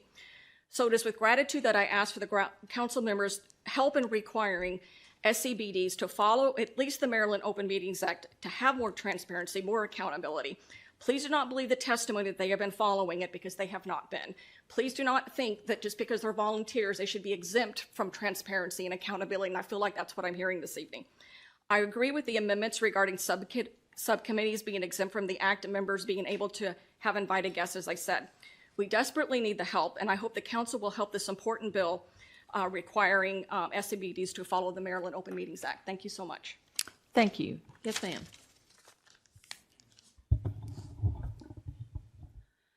Hi. Thank you, council members, for providing me the opportunity to speak tonight. Thank you, Council Member Rodvian, for all your work. I know it's probably really hard and hearing everybody's blah, blah, blah, and you're just trying to do a job, but could you give your name and address, so please? Sorry. I was just trying to say thank you. I'm sorry. Elizabeth Del Castillo. I live at 1300 Holly, Holley Road in Edgewater. I'm the treasurer for South River Park. I have a 20-year career as a budget analyst for the state of Maryland and the federal government. So when I look at SCBD stuff, it's a nightmare. It's like 15 million people moving money around. There's 6 different codes. And SCBD funding is not an enterprise fund to fund government. I'm sorry, it's not what it's for. The departments involved are, yes, budget, finance, auditor, and the law group, but I didn't include them because they're too expensive. So that's $18 million of people for my $32,000 SCBD. That's just too much. And so the fiscal note makes a statement, but doesn't really say how it helps. And this doesn't even put a dent in this $18 million budget. So, and per Trumbauer's comments, I want you all to know I have never been trained on doing any budget, anything. No Zoom call, no YouTube, anything, and the write-ups are like 15 years old, and they're terrible, and they really should be looked at. Make the system more automated. You have Tyler Technology capturing all this cash. I don't know why it's going through 10 different hands. It's crazy. It's crazy. And also, what was really scary is the dissolution, number 3, where the SCBD is going to dissolve its assets. Our assets have been with us since 1920. You do not own them. And that was the scariest part of this thing, and I think that was a mistake to include that in there. And also, as far as withholding money, finance and the auditor already do that, so there's no need to even have that. And as far as what happens when the admin fee goes up, it hurts us. We just have $32,000. Thank you, ma'am. Mr. Minahan. Thank you. Matt Minahan, Edgewater, Maryland. I'm here speaking on behalf of myself and not my special benefits community, but there are 900 members in the Selby Special Community Benefit District, one of 83 in the county. and all but 3 in districts 3, 5, 6, and 7. I applaud the sponsors' efforts the third time to bring this forward. The county is a better place for having these special benefit districts. We have better, stronger communities, and the work of the volunteers makes it so. But there are elements of our arrangement between the county and the districts that need to be improved. And I'm hopeful that this bill is going to proceed to do that. Boards that don't publish agendas are not serving their communities well. Boards that don't respond to emails are not serving their members well. Boards that don't file audits are not serving their members well. Boards that have too many private closed meetings are not serving their members well.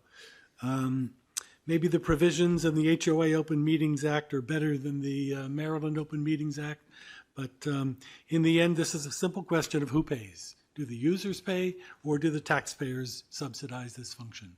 And I believe the users ought to pay for it. Taxpayers should not be paying for functions that benefit a small fraction of the county. Last thing I'll say is the South County bus service is a county-paid service for a few number of people, but it's in the community's interest to do that in a way that I don't believe subsidizing SCBDs is the same. Thank you.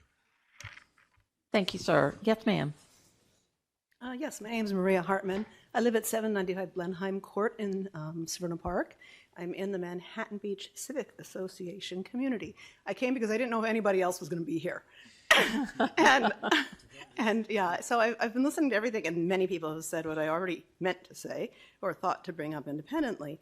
And I think the preponderance of sense lies on what I'm going to agree with, oppose this, and oppose the two parts of it in two different ways, because it's a separate issue with the fees from the compliance that's being asked of a volunteer association.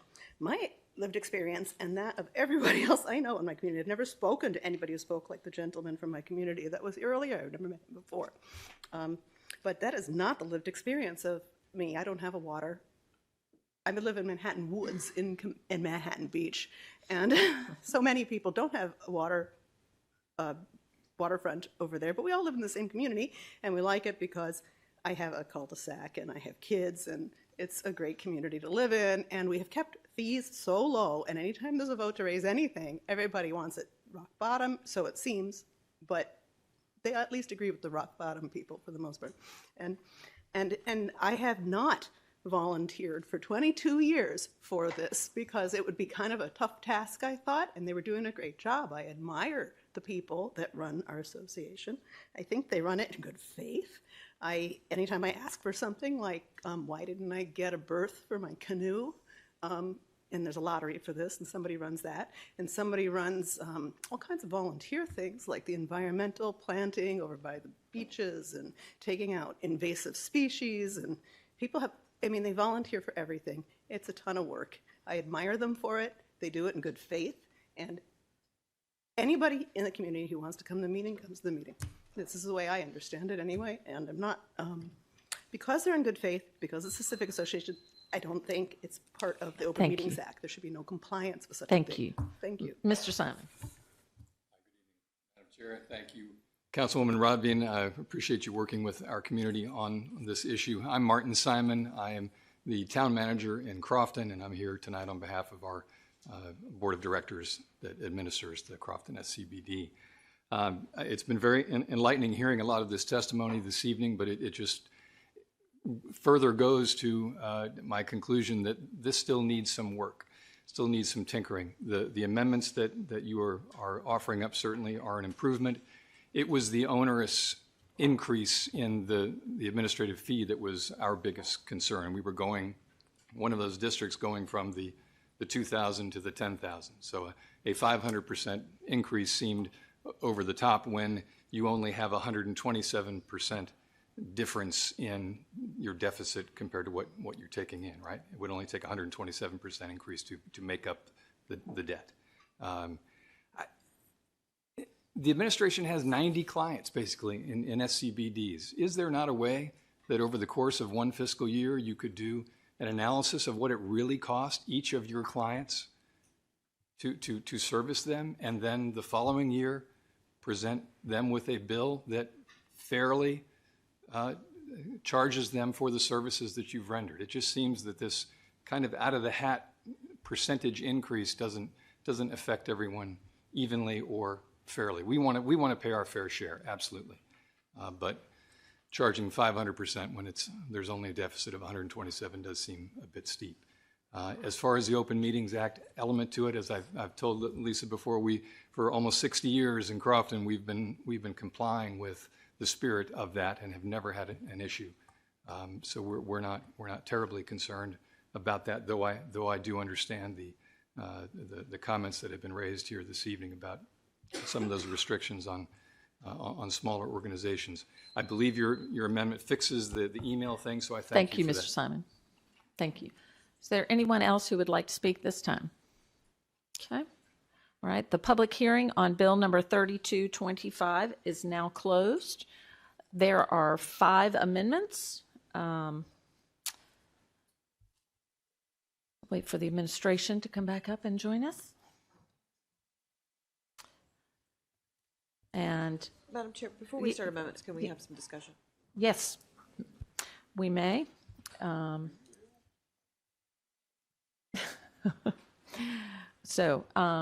Yes, we've had a request to have some discussion before we start the amendments. So, Ms. Pickard.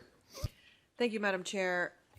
We've had a lot of testimony this evening, and we've had a lot of testimony in writing over the last few weeks. I wanted to specifically speak to the different state code provisions that this bill activates into our county code. So the notion of having an SCBD comply with aspects of the Homeowners Association Act versus the Open Meetings Act.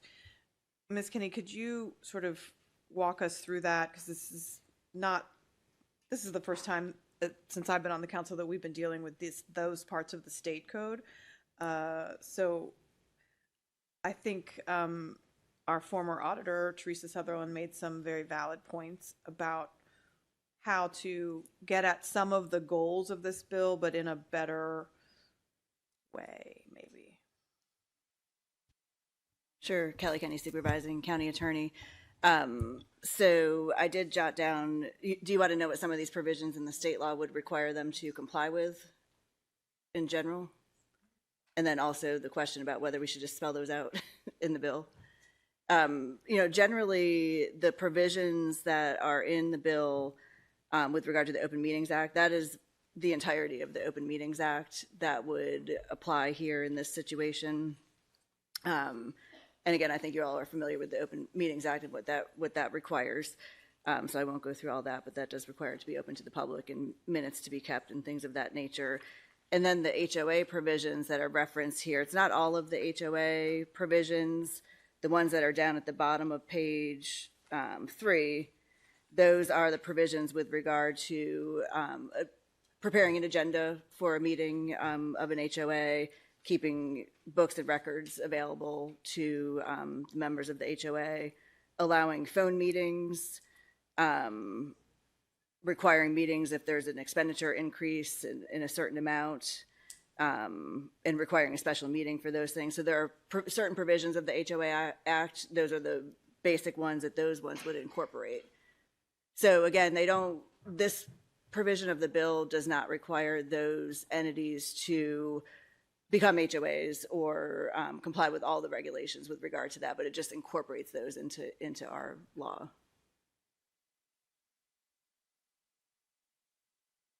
And with regard to whether an amendment to spell those out would be helpful, it may be, because then people wouldn't have to go back and forth between the HOA Act and the Open Meetings Act to see which provisions actually apply. Madam Chair. So this is when we work through the code and we try to solve problems through code language, we do want to make sure that it's accessible too. So I guess some of my concerns, I understand where the sponsor, my colleague, is trying to get to. I'm just curious if the way this bill is drafted, is the most efficient and accessible way for these volunteer organizations to be in compliance and to serve their residents in an open and transparent way. Since they're not HOAs and they're not government entities, as it's been pointed out, you know, I'm just trying to understand how we get to some of the goals of the bill without, it's just complicated.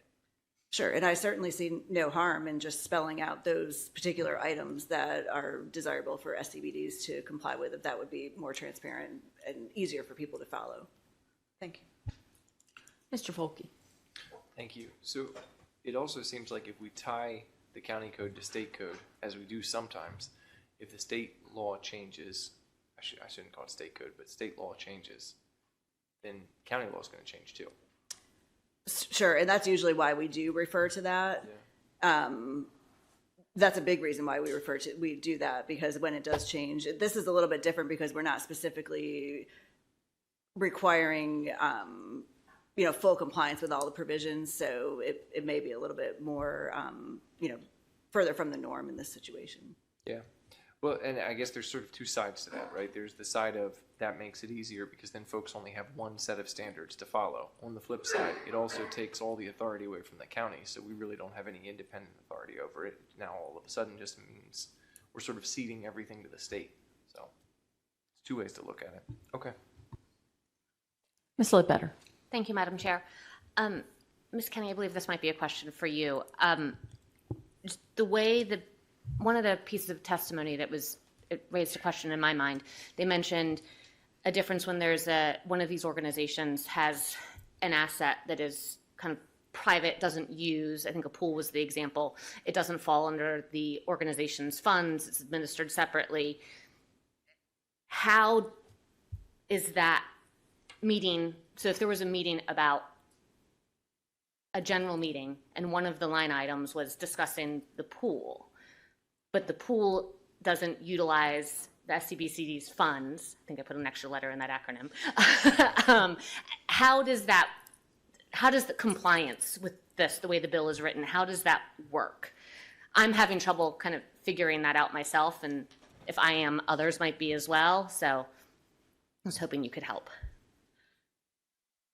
Well, and somewhat maybe a question for the sponsor and her intent. Do you want to go first, Ms. Rodman, or do you want me to answer the question first? Yeah, so when I talked this over with the Office of Law, the thought of the Office of Law was that it's very hard to separate out what is SCBD related and what is not SCBD related, because even if you might have a specific fee for something, you still have interconnectedness between the different pieces of a community, and the attempt to separate them out could be just create a very awkward line that maybe would make sense in sometimes, but then other times you're more in a gray area. But so the idea was, because we have county involvement in this process of collecting the fees, that the county does have the legal authority to step in and have this level of oversight. Cali County Supervising County Attorney, and just to add to that, right, the way the bill is written right now does require the meetings as a whole, not just based on what the subject matter is, to be in compliance with the Open Meetings Act. And it probably would be hard to go back and forth, say, well, this one needs to be open and this needs to be closed, because there's a lot of things probably discussed at those meetings. Wait, follow up. So in those cases, we would be requiring what is, in a sense, HOA business to be governed by the Maryland Open Meetings Act, which isn't actually intended for HOAs. Tell me if I'm wrong. I'm trying to connect the dots. It would require those meetings to be open to the open, yes. Okay, thank you. Ms. Rodbian.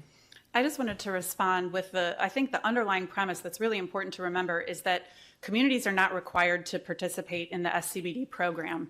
If they don't want to, if they don't want to have to comply with the various state and local rules of an SCBD, they can become a homeowners association instead. Now, I realize in practicality that could be difficult to make the transition, but at the same time, I've heard folks say, "Oh, well, these aren't little governments," but in a way they are, because the county is collecting sometimes tens of thousands of dollars, sometimes hundreds of thousands of dollars, and in a handful of cases, millions of dollars of money from their residents. The residents do not have a choice whether or not to pay. So the fact that there wouldn't be transparency when the community leaders are making decisions about how to use those funds that they must pay, just like they must pay, their taxes to the county, to me seems really unfair. I mean, why would someone feel comfortable just handing over money in a process where they had no opportunity to participate? The Open Meetings Act, the provisions that we've pulled in are basic. They're, providing notice, making sure there's participation, making sure that closed sessions are used appropriately, making sure that minutes are available. And in 2025, minutes can be created by simply recording a meeting on, a cell phone and, creating an MP3 file. So it's not a difficult thing to do. So I think the concern about the onerousness of these requirements is really overblown. I think they're things that probably most communities are already doing, maybe need a little fine tuning. And that's one of the reasons that I included in this the training requirement. I know some folks have told me that they couldn't find the training. You need to go to the state website because it's the Maryland State Open Meetings Act. The training is available on the Maryland State website. It's about an hour long. I've completed it myself. It was very informative about, how to follow the Maryland Open Meetings Act requirement. And I think furthermore, we've talked about sort of the idea of, well, you're going back and forth, pulling things from a separate a separate piece of law, something that's in the state law. But the reality is, our budget office has created basically a handbook that kind of lays things out in a much more user-friendly manner. So that wouldn't be necessary. It wouldn't be necessary for, communities to go back and comb through each line of the Maryland Open Meetings Act. So I just wanted to add that insight. I think I've answered way beyond what you asked. It's kind of Mr. Smith. Thank you, Madam Chair. Mr. Trumbo, I saw the auditor's notes with the personnel who are administering SCBDs from their staff and the average amount of time that they've allocated to administering those programs. Does the county have a dedicated SCBD administrator or person that's their sole responsibility? Chris Trummeyer, Budget Officer. We do.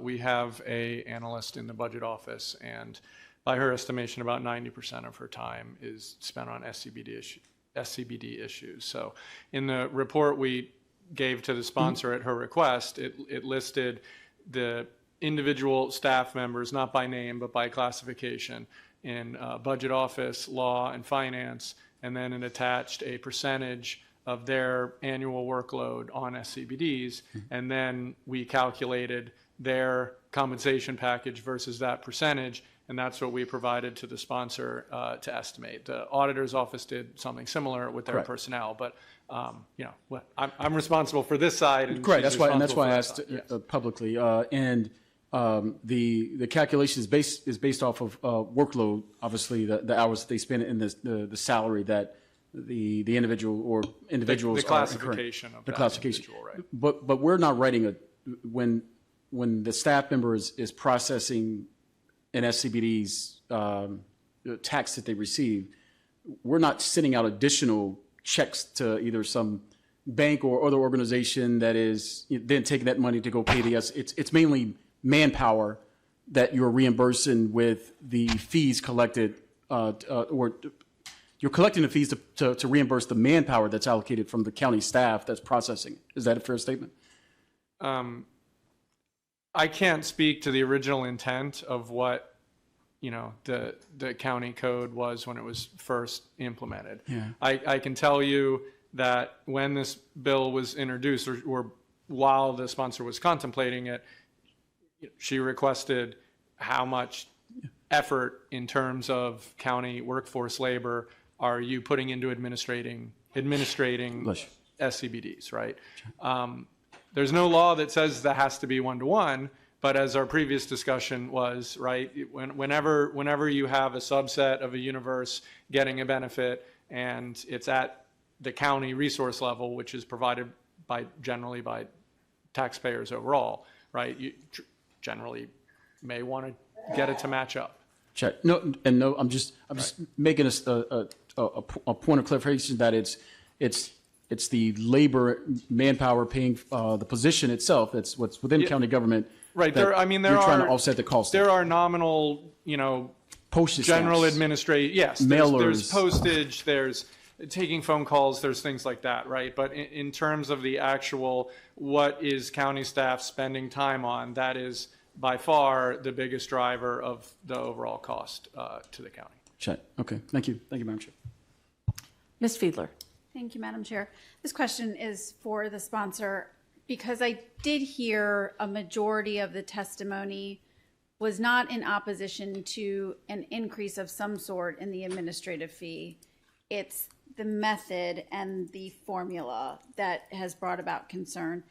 Was there any consideration of doing some type of other increase to the administrative fee other than connecting it to the CPI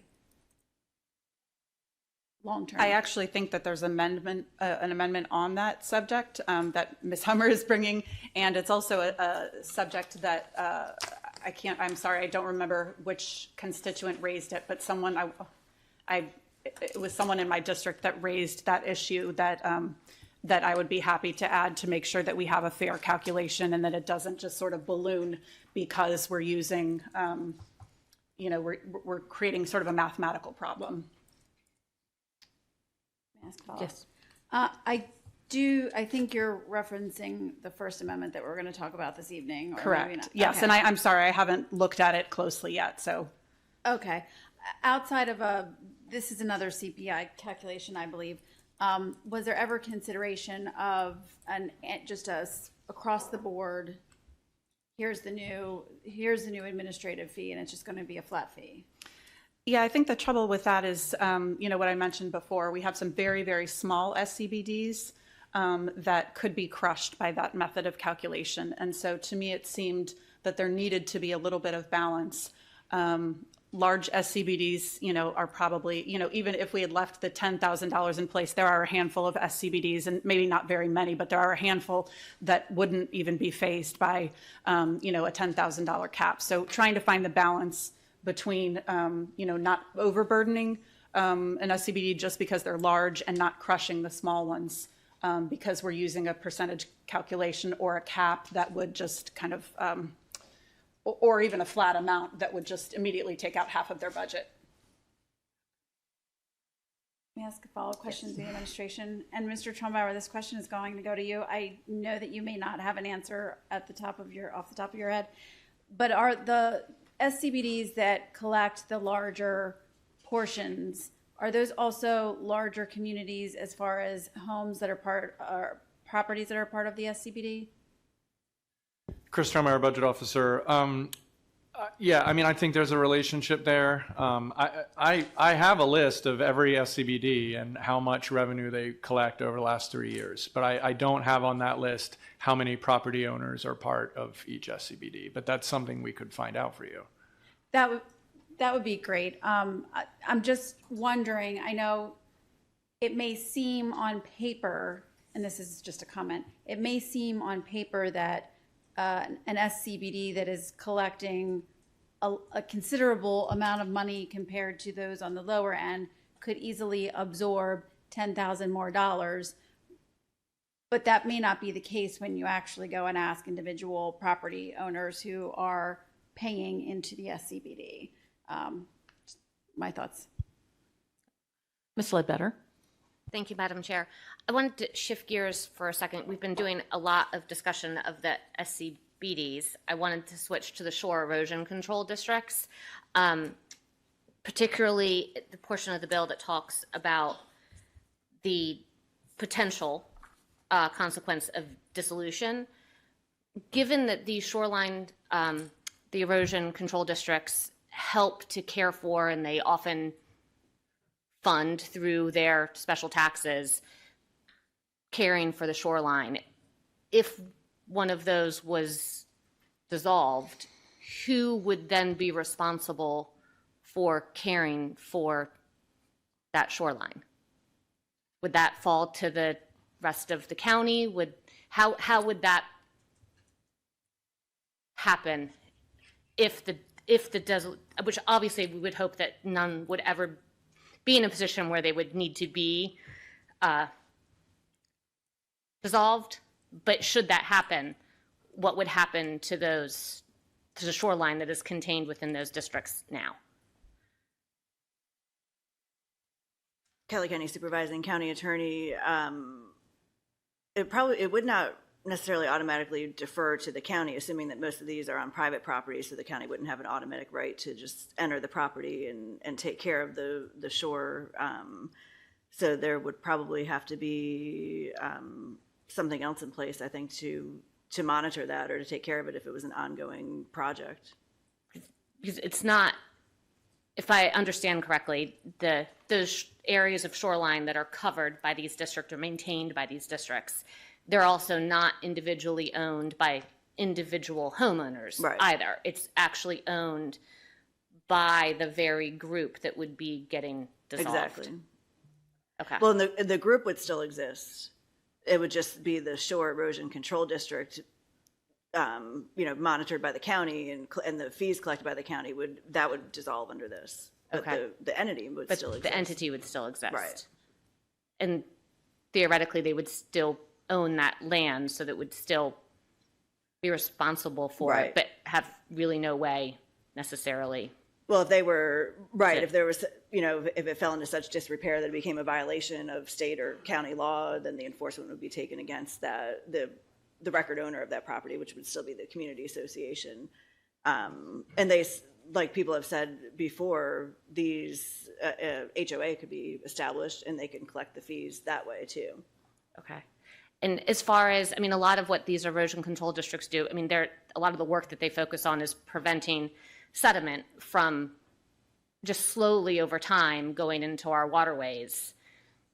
I just imagine that there could be a bit of a risk there because it's that sediment, you don't get that back once the sediment is out there. So, okay, thank you. Mr. Smith. Last question. I'm sorry, Miss. And this may be for the sponsor or for the admin. We have building permit fees. Do you know how much? That's a loaded question. I'm looking at the website, so I don't even want to ask that.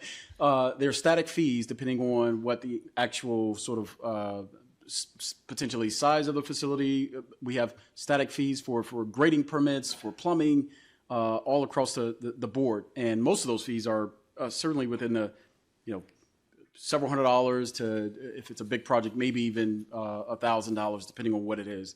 And it isn't based off. Whereas if you look at the spreadsheet you have in front of you, Mr. Trumbauer, most of those are paying like $2,000 a year for the fee to process it. I think So Chris Trumbauer, budget officer, the current cap for administrative charge is $2,000. Right. And I guess what I'm suggesting is, and this is, I'm just kind of maybe planting this seed in the sponsor's sort of ear, is potentially could it be similar to how we do a building permit? We hire these folks to do work in the county, whether they do 5 permits or 500 permits. We're not going to say, oh, now that staff employee is doing 500, so we got to raise all these other fees because the year before that they only did 50. It's sort of this arbitrary number that I'm not sure has a value to some extent that I'm aware of. Whereas on the building permits and all these other ones, you can follow the logic on why we charge those fees. I don't necessarily think it should be, and maybe it should be based on a value. If you're over $100,000, it's this. If you're $1 million worth of, it's this. Though I would suspect that the paperwork is probably similar. It's the same whether it's $1 million or $10,000. It would be very similar. But I would say look at the building permit fee structure and how that's that kind of lays out a very sort of basic, nuanced approach to that. So that's all. Thank you, ma'am. So I just want to be clear to everyone here. I'm the only district that does not have a SCBD in it. So I am totally, listening to everybody and learning a great deal about these. I really, really appreciate all the written testimony and the testimony we've had tonight. I've read it all. I've looked at things. I think people have been very thoughtful in their feedback and given some really good suggestions to have out here, and different things that we could consider to make this bill better, closer to the intent without burdening anyone on there. So I appreciate all that. SCBDs are a really, it's a great program to have. I live in a large community with an HOA. We do not have taxing authority, so collecting those HOA fees to maintain everything we have is very challenging, whereas with an SCBD, that's automatically done for you, and that's a real advantage. But my HOA does a lot of things that we pay for, and we get no county assistance on that to have through. And SCBDs, while they do, I'm very grateful for the work they do in a lot of cases around the shore and things like that. Those are private entities that I couldn't go use or others couldn't, just like people couldn't come into my community and use the HOA necessarily. So to find a way that evens out and that we make sure that we're covering these things without overburdening stuff, I think that is where we're trying to find the sweet spot that comes through. So I look forward to the continued discussion and the amendments that we're going to have come forward. And I think we're ready to move on with the amendments. Ms. Rodvian. And the First Amendment, Ms. Rodvian said that I was putting forth an amendment, and I was like, wait, what? No, I'm not. Oh, my apologies. No, My but it's put in, but I'm putting it in for the administration. So I just want to clarify that this is put in on behalf of the administration. So amendment number 1, Madam Secretary, please read amendment number 1. Amendment number 1. This amendment changes the reference to the annual CPI for the Baltimore region to the January Consumer Price Index for all urban consumers, CPI-U, for the United States. Mr. Hunt.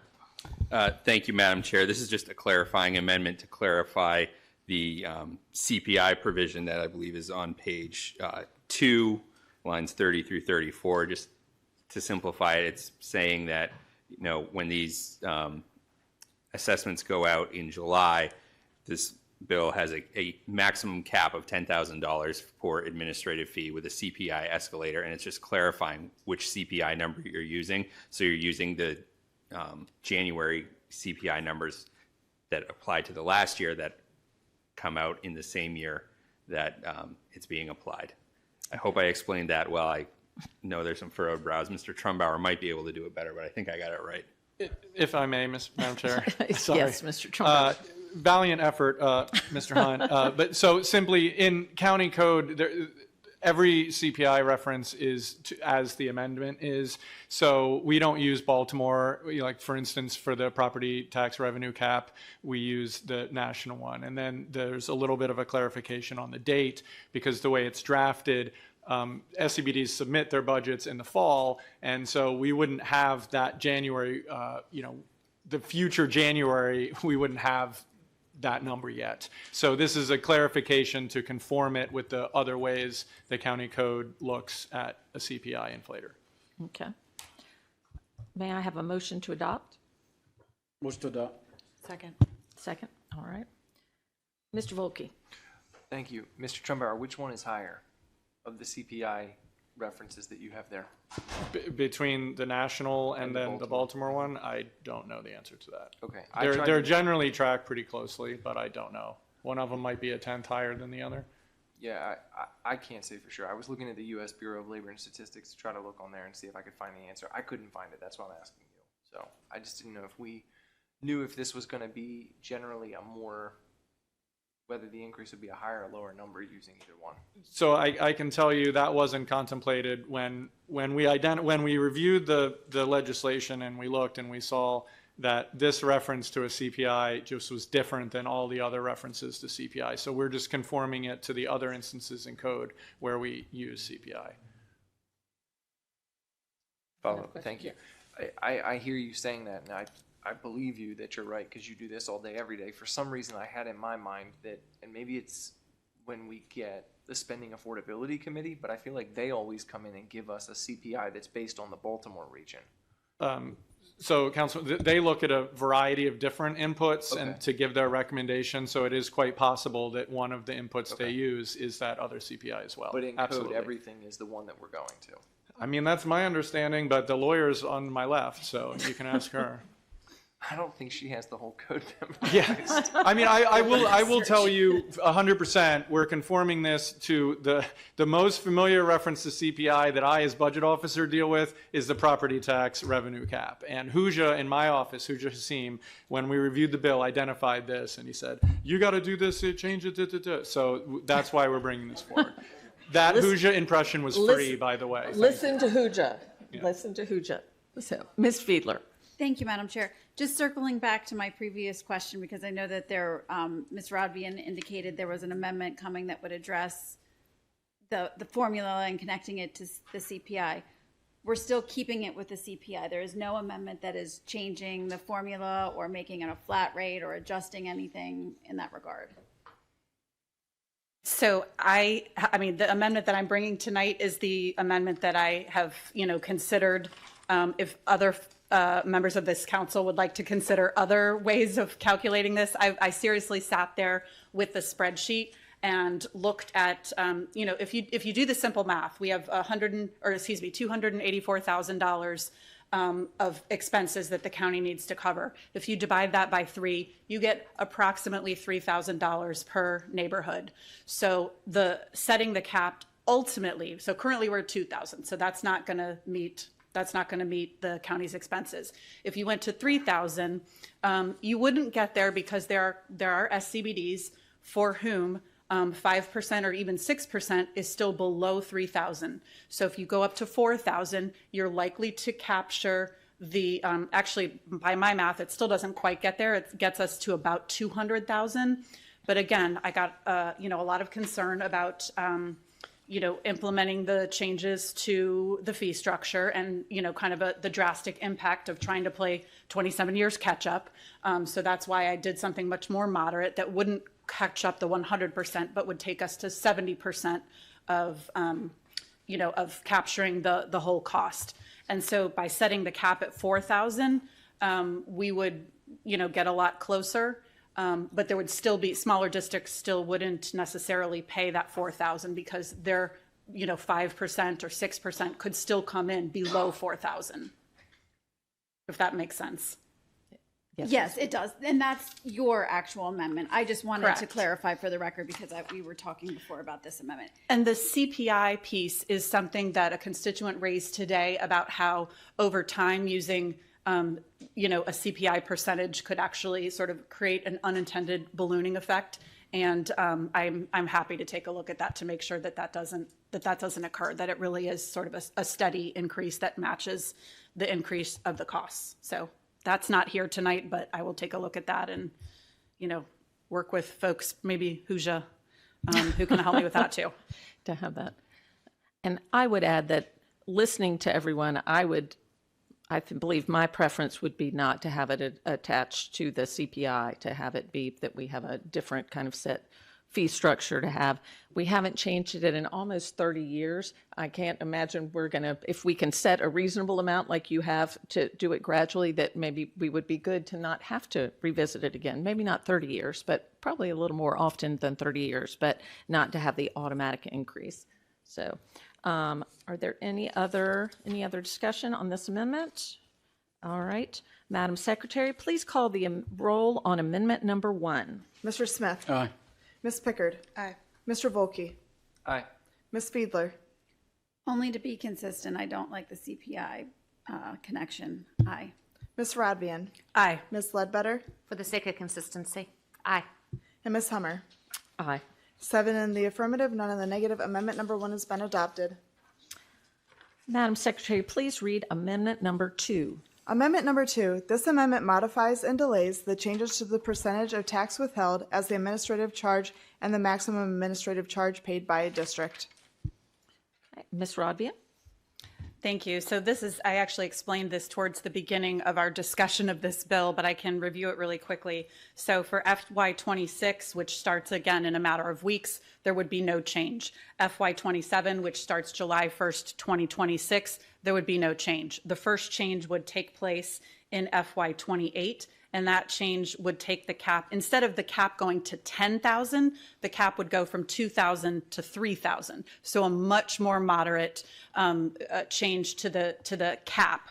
And the percentage would go, with the current percentage is 5%, that percentage would go from 5% to 5.5%. Then the following year in FY29, we would go, the cap would reach that $4,000, which would be the new, temporary cap, unless and until we decide to come up with a way to, kind of have that cap change over time. It would be 4,000, and the percentage would go to 6, and that's where it would stay. Except as it is, I should be clear, right now there is the CPI is written into the bill. So the 4,000 would be adjusted by, probably roughly 3% every year. So 4,000 times 0.03 is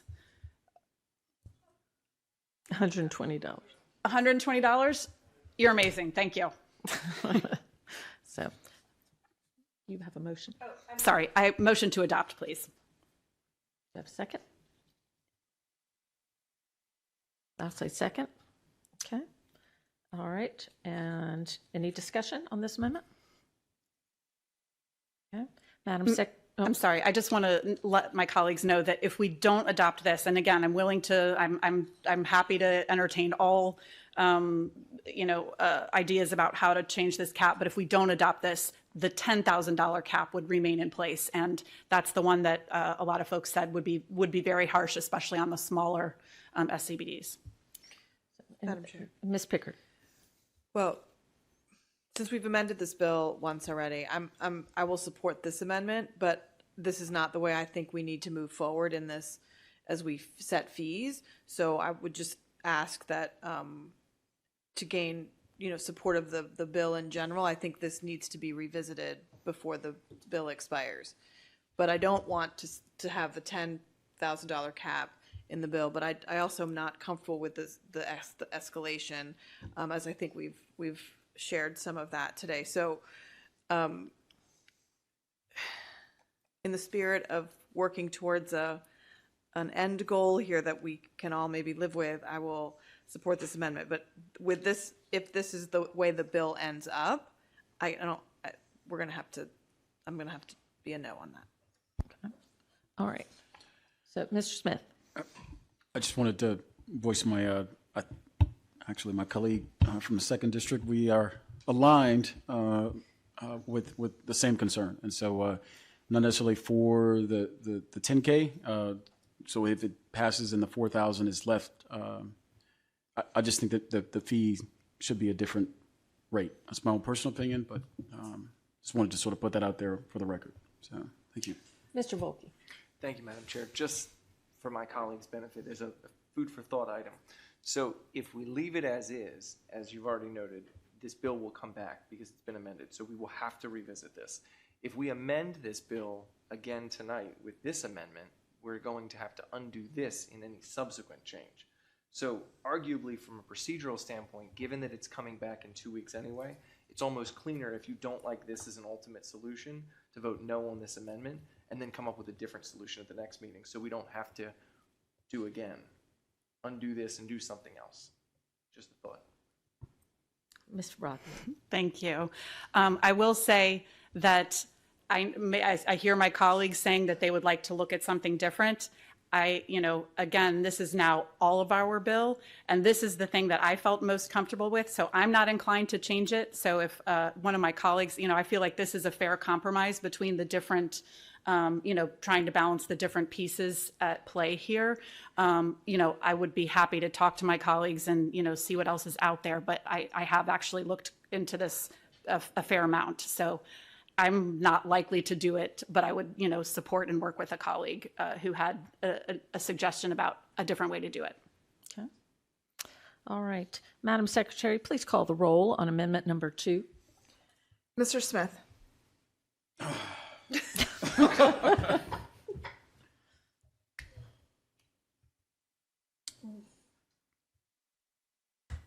Nay. Ms. Pickard?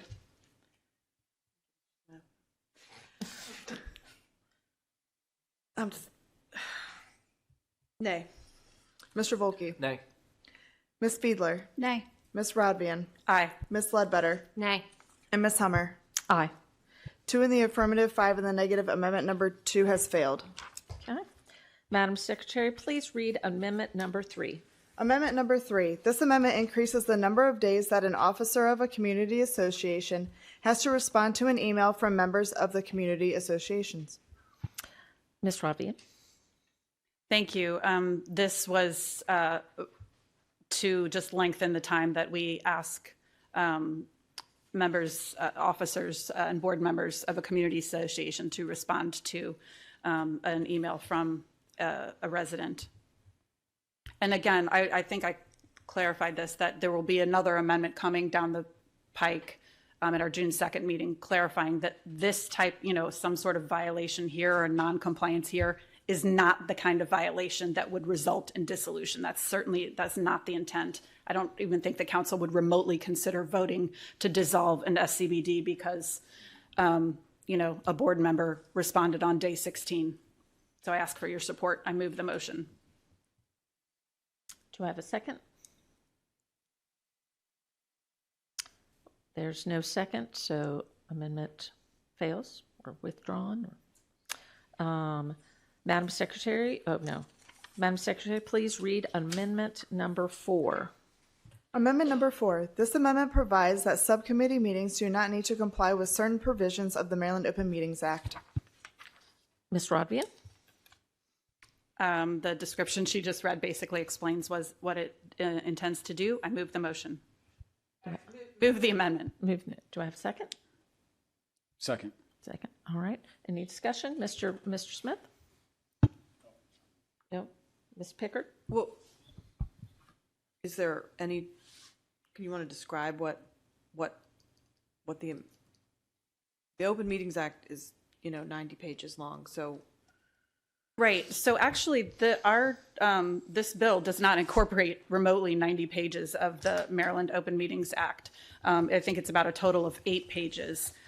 So this basically, would clarify that all the requirements that have been adopted into our bill, which are basically notice for meetings, submitting an agenda or publicizing an agenda in advance where possible, making sure that, attendance for members, and I have another amendment about attendance coming up, but basically, members of the community are permitted to attend general meetings, and that, rules for closed session are complied with. Those are the main pieces that we pull in. Oh, and recreating minutes, which I mentioned, can be done the traditional way by, typing out this person said this person said that, this person said this, or a recording, which to me in 2025 is the much more practical way to create minutes. And then that those things are available. Mr. Volkey. Thank you, Madam Chair. So in thinking about this from bad actor standpoint, right, from somebody who is intending, because that's really what this is going after, is someone who, whether it's a group of people, some sort of a cabal in an organization, or just one individual who's sort of running it as their own fiefdom. Either way, this is targeted for bad actors. If you exculpate certain aspects of the governance of an SCBD, specifically a subcommittee, would that not incentivize a bad actor to say, let's make as many decisions as we can in the subcommittee, thereby alleviating the needs for these requirements in the open meetings? I guess that's where I'm looking at it going. I almost feel like you're creating some perverse incentives by doing this. It's just, I welcome your feedback on that. So generally the bylaws of, SCBD's organizations would not permit the most substantive decisions to be made in a subcommittee. There might be a recommendation that comes from a subcommittee, but the big decisions are going to be made in, the general meetings. That said, I actually don't believe that the intent here is to weed out bad actors. The intent here is really to create more transparency and to basically ensure that community members have the opportunity to fully participate. So it's not necessarily, I will say, where this stemmed from was, originally came from a situation where there were bad actors. But as our former county auditor, Ms. Sutherland, this wouldn't necessarily even address that. It's really about creating a standard that we ask, because SCBDs are accountable to their communities for significant funds that the county collects on their behalf, that we expect them to live up to certain standards as they make decisions about administering those funds. Thank you, Madam Chair. So fully understanding that, and apologies if I in any way mischaracterized what your intent was with this, but then, so understanding that your intent is more transparency and more openness, I guess that's where then I'm not seeing how it follows that we would say subcommittees are now going to be excluded from the requirement of the Open Meetings Act. In that regard, it's a matter of balancing the burden for the communities. I mean, if we required minutes for, I think the example I used before was the 4th of July parade, neighborhood parade committee. If we, required all of the Open Meetings Act stuff from every subcommittee that existed, I think that we have different degrees in this room of what would be too burdensome. In my mind, that is too burdensome. To address what Mr. Volke said, while I understand the point of this could decrease transparency, my experience with HOAs and other organizations is that subcommittees have a limited authority on their own. They can make recommendations, but a full board or membership vote must take place before it would come through. So, and if it's involving anything with money, that would have to be voted on in the budget. So that would still be open to the public, even if there was something done in the subcommittee, it would have to be approved overall. So I don't have that much of a concern about lack of transparency with subcommittees, because things generally have to come before the board as a whole. Mr. Smith. Oh, thank you, Madam Chair. Just briefly, where's the admin on this amendment? Oh, we hadn't been asking them. Sorry, Mr. Hunt. We're comfortable with this amendment. So, any further comments? All right, Madam Secretary, please, which number are we on? 4. Please call the roll on amendment number 4. Mr. Smith. Aye. Ms. Pickard. Aye. Mr. Volke. Nay. Ms. Fiedler. Aye. Ms. Rodvian. Aye. Ms. Ledbetter. Aye. And Ms. Hummer. Aye. 6 in the affirmative, 1 in the negative. Amendment number 4 has been adopted.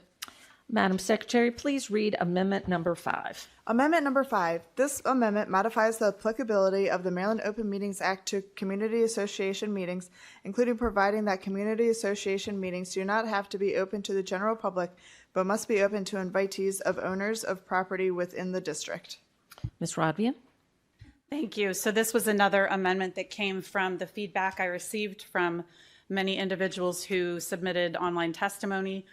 Basically, the idea that